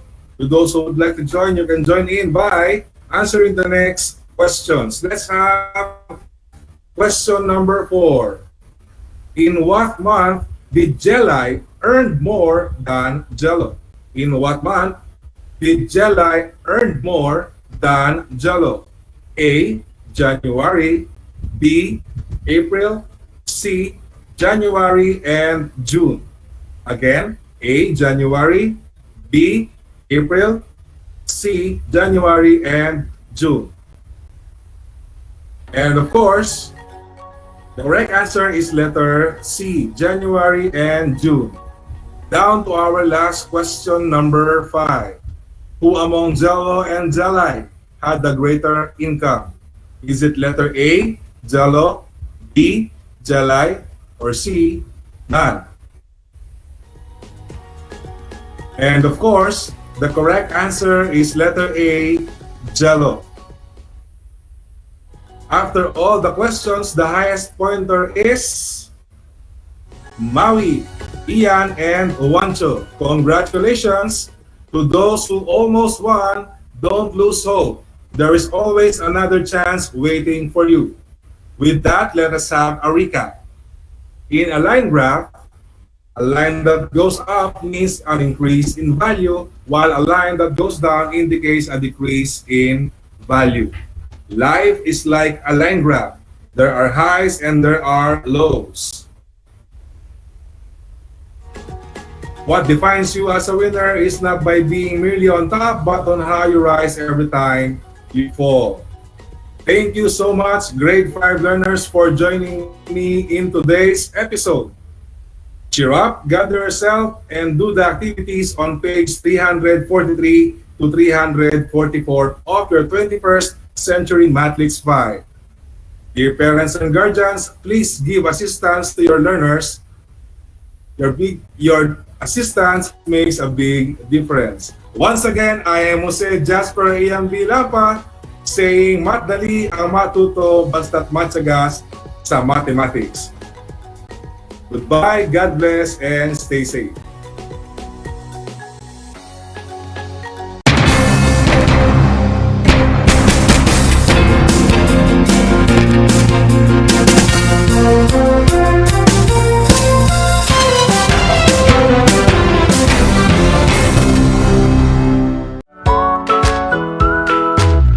Kumusta ginigiliw kong mga mag-aaral?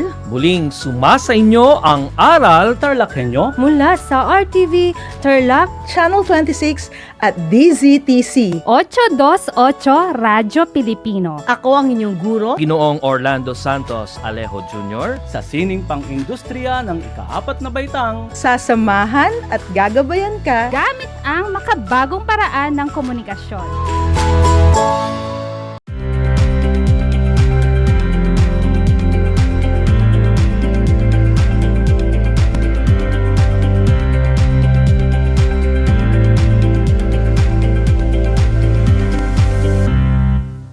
This is my story.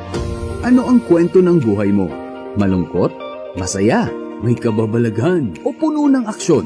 Ang bawat kwento ng kapwa nating Pilipino ay mahalaga. This is my story. Sama-sama nating ibahagi ito upang magbigay aral at inspirasyon sa ating lahat. This is my story. This is my story. Hosted by Mitch Desunia tuwing Sabado alas 3 hanggang alas 4 ng hapon. Mapapakinggan dito sa Radyo Pilipino at mapapanood sa RTV Tarlac Channel 26. This is my story.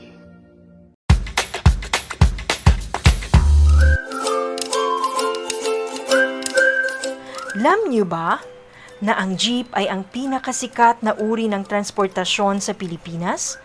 May nagsasabi na ang pangalang jeep ay hango sa salitang jeepy na ang ibig sabihin ay general purpose or government purpose na naglalarawan ng military jeep na ginamit noong World War II. Pagkatapos ng digmaan, iniwan na ng mga sundalong Amerikano ang libu-libong jeep sa kalsada ng Maynila.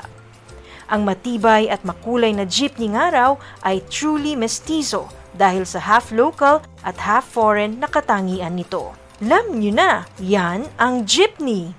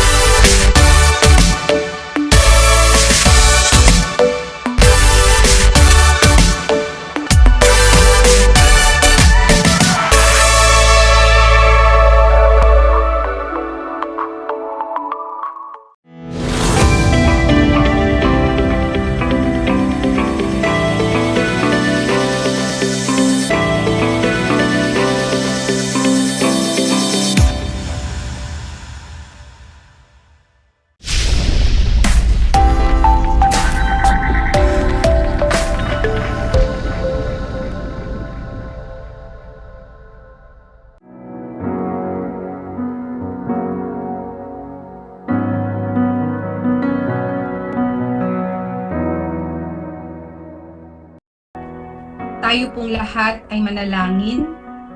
Ama naming makapangyarihan sa lahat, pinupuri ka po namin at pinapasalamatan sa inyong araw-araw na pagpatnubay at paggabay sa amin. Sa pagkakataong ito, kami po ay lumalapit sa inyong banal na trono at aming idinadalangin na kami po kasama ang aming pamilya, kaibigan at mga mahal sa buhay ay iyong proteksyonan laban sa COVID-19 at sa iba pang virus na gawa ng kaaway. Idinadalangin po namin na huminto na po ang paglaganap ng sakit na ito na siyang dahilan ng pagkawala ng mga taong mahalaga sa amin. I-comfort mo po ang mga pamilyang kanilang naiwan at patuloy na palakasin at patatagin sa anumang pagsubok na darating sa kanilang buhay. Itinataas po namin ang lahat ng mga taong may ganitong karamdaman na pagalingin niyo po sila sa inyong mapagkalingang kamay. Pagkalooban po ninyo ng karunungan, kalakasan at pananampalataya ang aming mga leaders mula po sa aming presidente, LGUs, DEPED officials at spiritual leaders sa kanilang mga desisyon para po sa ikabubuti ng lahat. Patuloy mo pong palakasin ang aming mga pananampalataya, Panginoon, upang manatili po kaming matatag sa anumang hamon ng buhay, lalong-lalo na po ng COVID-19. Tunay nga po na wala po kami kung wala ka po sa aming buhay. Ibinabalik po namin ang pinakamataas na parangal at papuri sa matamis na pangalan ni Jesus. Amen.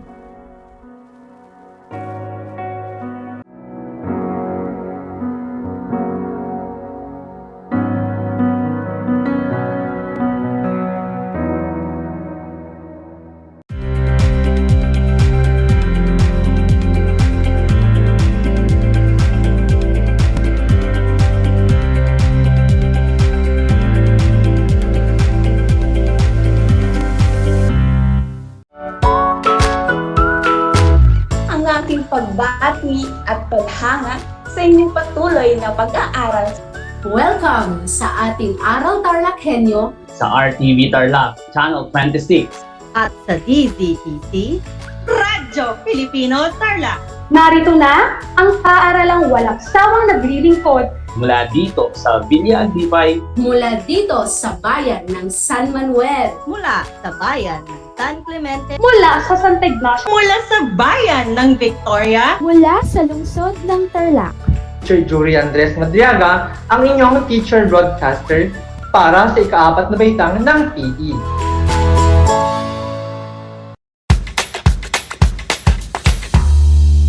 Alam niyo ba na ang whale shark ay hindi isang whale? Ang whale shark o butanding ay kinikilalang world's largest fish at tinatawag gentle giants. May sukat itong 12 meters. Maliliit ang ngipin ng butanding, kaya naman planktons o maliliit na hipon at isda lang ang kaya nilang kainin. Simula noong 2011, marami nang nahumaling mag-whale shark watching sa Oslo, Cebu. Alam niyo na, yan ang whale shark!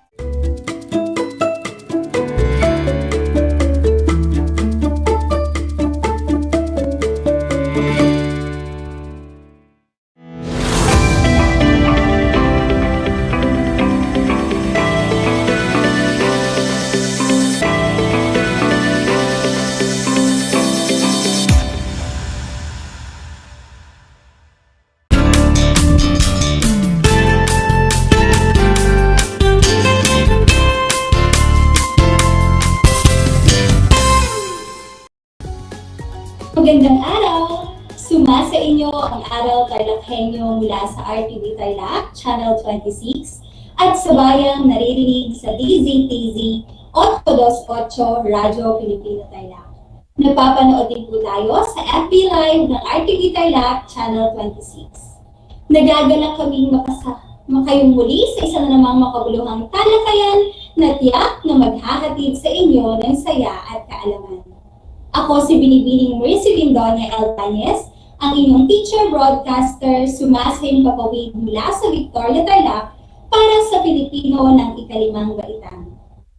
Handa na ba kayo mga bata? Mabuti kung ganoon. Bago natin simulan ang ating gawain, mangyari lang na ihanda ang inyong learner's module, ang inyong papel o kwaderno at panulat. Handa na ba ang mga ito? Mabuti at handa na. Siguraduhin nasa komportableng lugar at maayos na naririnig ang ating broadcast. Kumusta na kayo? Natatandaan pa ba ninyo ang pinag-aralan natin sa nakalipas na araw? Mahusay! Upang matiyak na kayo ay may natutunan sa ating naging talakayan, balikan natin ang ilan sa mga mahalagang detalye na ating napag-usapan. Bago tayo dumako sa ating panibagong aralin, ay magkakaroon muna kayo ng maikling gawain. Panuto, basahin ang mga pangungusap. Tukuyin kung anong uri ng pangungusap ang mga ito. Piliin ang inyong sagot sa loob ng kahon. Isulat ito sa iyong sagutang papel o maaaring itype sa comment box ng ating FB Live. Ang mga pagpipilian, padamdam, pasalaysay, patanong, pautos. Para sa unang bilang, ang bilao ay matibay sapagkat ito ay yari sa ratan o mas kilala sa tawag na yanto. Ano ang inyong sagot mga bata? Tama! Ang sagot ay pasalaysay. Ikalawang bilang. Wow! Ang ganda ng pagkakagawa ng silya at mesa. Mahusay. Ito ay padamdam. Ikatlong bilang. Nurin, kunin mo ang walis tingting sa kusina. Ano ang inyong sagot? Magaling. Ito ay pautos. Ika-4. Bakit kailangan nating gumamit ng malaking pamaypay? Bakit kailangan nating gumamit ng malaking pamaypay? Ang tamang sagot ay patanong. Huling bilang. Ang kawayan ay ginagamit sa paggawa ng mga kasangkapan sa bahay tulad ng mesa, bangko, papag, aparador, at marami pang iba. Mahusay. Ang sagot ay pasalaysay. Nasagot ba ninyo ng tama ang panimulang gawain? Magaling kung ganoon. Ako ay natutuwa at natatandaan ninyo pa ang ating nakaraang aralin. Mukhang handa na kayo sa araw na ito. Ngayong araw, ang ating pag-aaralan ay tungkol sa paggamit ng mga natutuhang salita sa paggawa ng komposisyon. Halina't simulan na natin. Ngayong araw ay may babasahin tayong isang komposisyon. Makinig ng maigi at unawain ito. Habang nakikinig at binabasa ang komposisyon, sagutin sa inyong isipan ang mga tanong na ano-ano ang mga paraan upang maging responsableng anak. Ikalawa, bakit kailangan maging isang responsableng anak? Halina't basahin na natin. Responsableng anak ni Jimwell R. Pagar ng Namatakan Elementary School. Kasiyahan ng magulang na makita ang kanilang supling na lumalaking responsableng bata. Sa panahon natin ngayon, maraming mga bata ang hindi alam ang kanilang responsibilidad sa loob ng tahanan. Mga batang lulong sa computer at cellphone dahil sa online games. Hindi natin nawawari na nahihirapan na ang ating mga magulang sa mga gawaing bahay. May mga paraan upang maging responsableng anak sa ating mga magulang. Una, pakamahalin natin sila sapagkat inalagaan nila tayo hanggang sa tayo ay magkamalay. Malaking sakripisyo ang kanilang inialay para sa atin. Pangalawa, ang pagtulong sa gawaing bahay ay kabawasan ng responsibilidad ng magulang sapagkat mayroon na silang katuwang sa paggawa nito at ikaw iyon. Pangatlo, sa pagsunod sa ating mga magulang ay napalalayo tayo sa kapahamakan. Ibigay lang natin ang buo nating tiwala sa ating mga magulang. Pang-apat, ang alagaan ng ating mga magulang ay isang gamot sa sakit na kanilang dinaranas. Kung hindi mo pa naaalagaan ang iyong mga magulang, ay ito na ang pagkakataon upang maipakita mo sa kanila ang pag-uaruga ng isang anak. Panglima, mag-aral ng mabuti dahil ito lamang ang isang kayamanan na ipapamana ng ating mga magulang. Gusto ng ating mga magulang na magtagumpay tayo sa ating buhay. Magkaroon ng marangal na trabaho at maipagmalaki natin sila. Bilang isang anak, mauunawaan natin ang ating mga magulang kung bakit sila ganyan. Ayaw lamang nilang mapahamak tayo pagdating ng panahon. Maging responsableng anak tayo upang magkaroon ng isang masaya, maayos at matiwasay na buhay. Ano-ano ang mga paraan upang maging responsableng anak? Ano-ano ang mga paraan upang maging responsableng anak? Una, pakamahalin natin ang ating mga magulang. Pangalawa, ang pagtulong sa ating mga magulang sa gawaing bahay. Pangatlo, pagsunod sa ating mga magulang. Pang-apat, alagaan ang ating mga magulang. At panlima, mag-aral ng mabuti, tanda ng paggalang sa mga sakripisyo ng mga magulang para sa mga anak.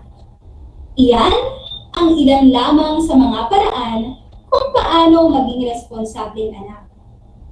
Ikalawang tanong, bakit kailangan maging responsableng anak? Kailangan natin maging responsableng anak upang magkaroon tayo ng isang masaya, maayos at matiwasay na buhay. Mahusay mga bata, natitiyak kong naunawaan niyo ang ating binasang komposisyon. Halina't ating pag-aralan ang mga bahagi at pamantayan sa pagbuo ng isang komposisyon. Tungkol saan nga ba ang nabasa mong komposisyon kanina? Magaling! tungkol sa pagiging responsableng anak. Ngunit, ano nga ba ang ibig sabihin ng komposisyon? Ang isang komposisyon ay itinuturing na pinakapayak na paraan ng pagsulat. Maaaring ang iyong komposisyon ay isang natatanging karanasan, pagbibigay ng interpretasyon sa mga pangyayari sa kapaligiran at puna sa mga nabasang akda o napanood na pagtatanghal. Ang isang komposisyon ay binubuo ng mga talata. Ang talata naman ay nagtataglay ng magkakaugnay na pangungusap na tumatalakay sa isang paksa. Sa iyong binasang komposisyon, ay iyong mapupuna na ito ay may tatlong bahagi. Una, ang panimulang pangungusap o introduksyon. Ito ang pambungad na pangungusap. Ang layunin nito ay upang mabisang ipakilala ang paksa sa mambabasa. Halimbawa nito, ang nasa binasa natin kaninang komposisyon. Ito ay ang unang talata. Kasiyahan ng magulang na makita ang kanilang supling na lumaking responsableng bata. Sa panahon natin ngayon, maaaring mga bata hindi alam ang kanilang responsibilidad sa loob ng tahanan. Mga batang lulong sa computer at cellphone dahil sa online games. Hindi natin nawawari na nahihirapan na ang ating mga magulang sa mga gawaing bahay. Ito ay ang tinatawag na panimulang pangungusap o introduksyon. Ikalawa, ang gitnang pangungusap o katawan. Ito naman ay binubuo ng mga pangungusap ayon sa nasabi sa panimulang pangungusap. Nilalaman nito ang pinakakatawan ng talata, mga mahalagang impormasyon, pagbibigay kahulugan, mga ebidensya at marami pang ibang mga salita na naglalarawan sa kabuuan ng paksa. Halimbawa nito ang nasa gitnang bahagi o pangalawang talata ng komposisyon kanina. May mga paraan upang maging responsableng anak sa ating mga magulang. Binanggit ang 5 paraan kung paano maging responsableng anak. Ikatlo, pangwakas na pangungusap o konklusyon. Ang layunin naman nito ay upang ibigay ang huling detalye, mga aral, opinyon ng manunulat o ng paksa mismo. Binubuod din nito ang lahat ng nabanggit sa buong paksa o ang ilang mahalagang bahagi nito. Karaniwang maikli lang ang isinusulat dito at nagiging epektibo ito kung naiiwan sa isipan ng mga mambabasa ang mga aral ng paksang isinulat. Halimbawa, bilang isang anak, mauunawaan natin ang ating mga magulang kung bakit sila ganyan. Ayaw lamang nilang mapahamak tayo pagdating ng panahon. Maging responsableng anak tayo upang magkaroon ng isang masaya, maayos at matiwasay na buhay. Mga dapat tandaan sa pagsulat ng komposisyon. Una, ito ay may pamagat. Halimbawa, responsableng anak. Ikalawa, ang unang letra ng unang salita at iba pang mahahalagang salita ay isinusulat sa malaking letra. Ikatlo, ang maliit na salita tulad ng at, ng, ang, sa mga, at iba pa ay isinusulat sa maliit na letra, maliban kung ginagamit ito bilang unang salita sa pamagat. Halimbawa, ang responsableng anak, ang letrang A, R, at A ay nagsisimula sa malaking letra. Ika-4, ang unang pangungusap ay nakapasok ng kaunti mula sa kaliwang papel. Halimbawa, kasiyahan ng magulang na makita ang kanilang supling na lumaking responsableng bata. Ika-5, ang kaisipan o ideya sa bawat pangungusap ay nag-uugnay sa pamagat o sa isang paksa. Halimbawa, maging responsableng anak tayo upang magkaroon ng isang masaya, maayos at matiwasay na buhay. Ika-6, ang unang salita sa bawat pangungusap ay sinisimulan sa malaking letra. Halimbawa, malaki ang letrang B at M, bilang at maging. Ikapatong bilang, nilalagyan ng wastong bantas ang hulihan ng mga pangungusap. Halimbawa, may tuldok pagkatapos ng pangungusap.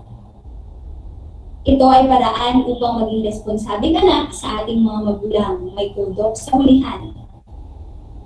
Ngayon, subukin na natin ang iyong husay sa pagbibigay kahulugan sa mga salita at sa paggawa ng sarili mong komposisyon sa mga sumusunod na pagsasanay.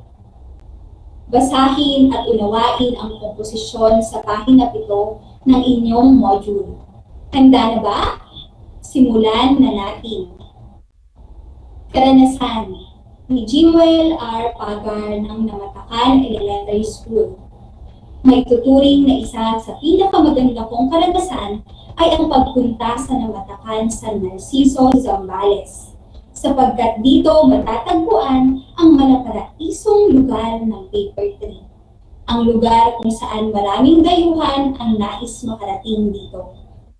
Sa mahigit 35 minuto kong paglalakbay papuntang paper tree, nasilayan kong muli ang buhang liwayway. Tumambad sa akin ang likas na yaman, taglay ng kapaligiran. Agaw pansin ang malaasul na ilog at nagbeberdehang mga puno. Nakapapawi ng pagod ang lugar na ito. Higit sa lahat, ay nagkaroon ng isang magandang samahan ang pamilya. Batid sa mga larawan ko ang lubos na kagalakan sa pangyayaring ito sa aking buhay. Nag-uumapaw ang aking kasiyahan sa karanasang ito. Nakasabay ba sa aking pagbasa, mga bata? Ngayon, ating subukin kung inyong naunawaan ang komposisyon. Para sa unang gawain, kilalanin ang tinutukoy na bahagi ng komposisyon. Isulat sa iyong sagutang papel ang letra ng tamang sagot. Unang bilang, batid sa mga larawan ko ang lubos na kagalakan sa pangyayaring ito sa aking buhay. Nag-uumapaw ang aking kasiyahan sa karanasang ito. A. Komposisyon. B. Gitnang pangungusap o katawan. C. Pangunahing pangungusap o introduksyon. D. Pangwakas na pangungusap o konklusyon. Ang tamang sagot ay letrang D. Pangwakas na pangungusap. Ikalawang bilang. Sa mahigit 35 minuto kong paglalakbay papuntang paper tree, nasilayan kong muli ang buhang liwayway. Tumambad sa akin ang likas na yamang taglay ng kapaligiran. A. Gitnang pangungusap o katawan. B.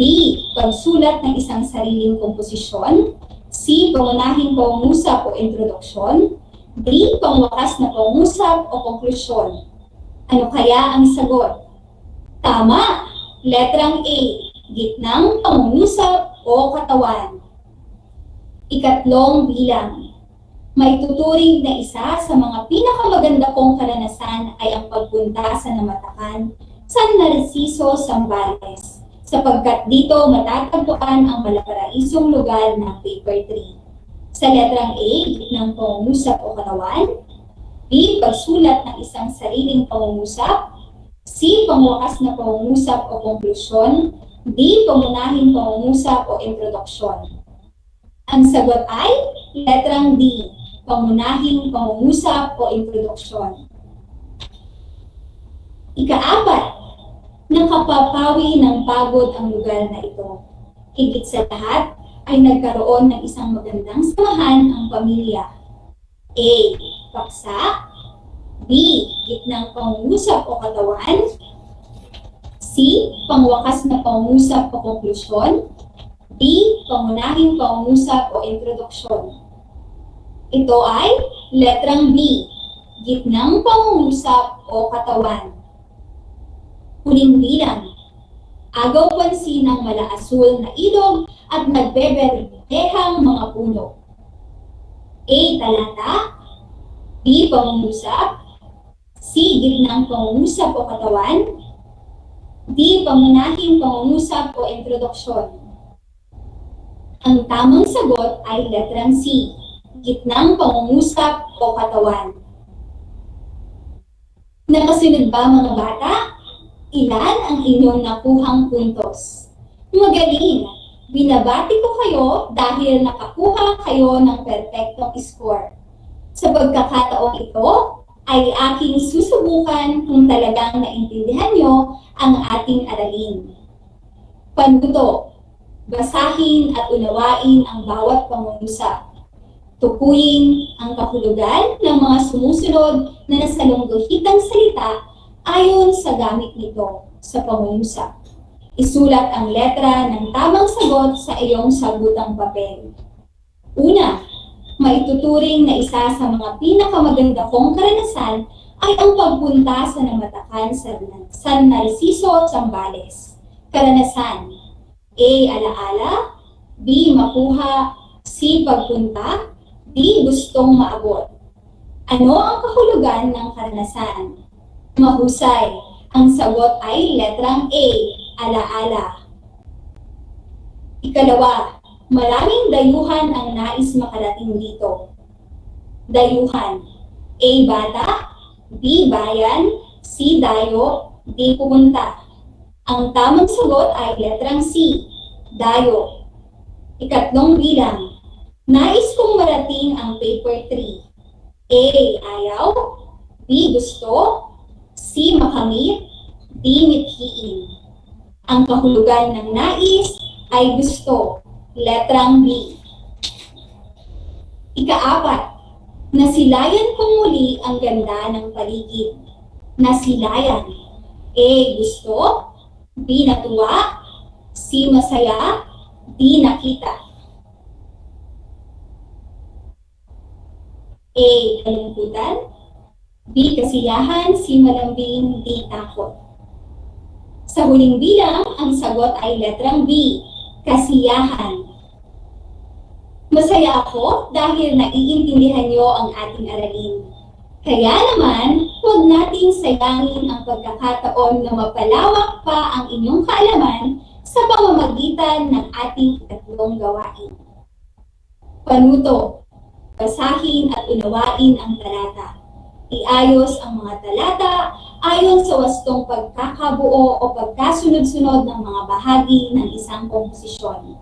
Isulat ang letrang A kung ito ay panimulang pangungusap o introduksyon, B kung gitnang pangungusap o katawan, at letrang C kung pangwakas na pangungusap o konklusyon.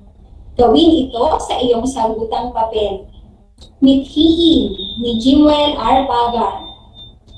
Ngayon, ang kababaang loob ng pagsunod sa aking mga magulang at takot sa Panginoon ay ang aking naging gabay para ako ay magtagumpay sa buhay. Sa kabila ng aking narating sa buhay, hindi ko pa rin tinatalikuran ang mga bilin ng aking mga magulang. Isa na akong ganap na guro ngayon sa Namatakan Elementary School.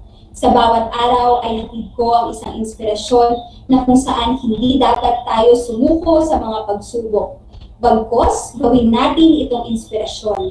Nais kong maging tanglaw sa landas ng mga batang aking hinuhubog. Ikalawang talata. Sa mura kong edad, pinapangarap kong makapagtapos ng pag-aaral kagaya ng aking mga kaibigan.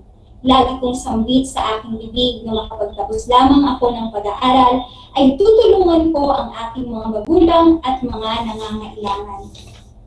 Ikatlong talata. Mula ako sa isang mahirap na pamilya, sa malayong baryo ng San Narciso, Zambales. Dito ako nagkamalay at lumaki. Sa lugar na ito, nabuo ang aking mga pangarap. Mananahi ang aking ina at pumanaw na ang aking ama.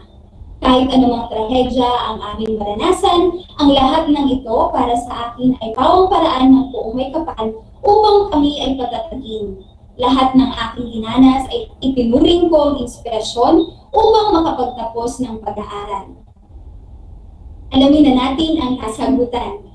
Ang unang talatang ating binasa ay ang gitnang pangungusap o katawan. Ang sagot ay letrang B. Ang ikalawang talata naman ay letrang C, pangwakas na pangungusap o konklusyon. At ang ikatlong talata ay ang letrang A, ang panimulang pangungusap o konklusyon. Nakasunod ba mga bata?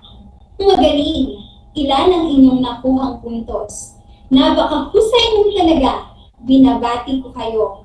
Sa araw na ito, ay natutuhan natin ang tatlong bahagi ng komposisyon at ang mga dapat isaalang-alang sa pagbuo ng mabisang talata o komposisyon. Binabati ko kayo mga bata. Dito na nagtatapos ang ating aralin sa araw na ito. Huwag kalimutan mag-aral ng mabuti. Ito ang susi tungo sa isang masaganang bukas. Muli, ako si Binibining Mercy Bindonia Elbanes, ang inyong teacher broadcaster sa Filipino ng ika-5 baitang. Laging tandaan ang abakada, ako bigo kasi dapat. Hanggang sa muli, paalam!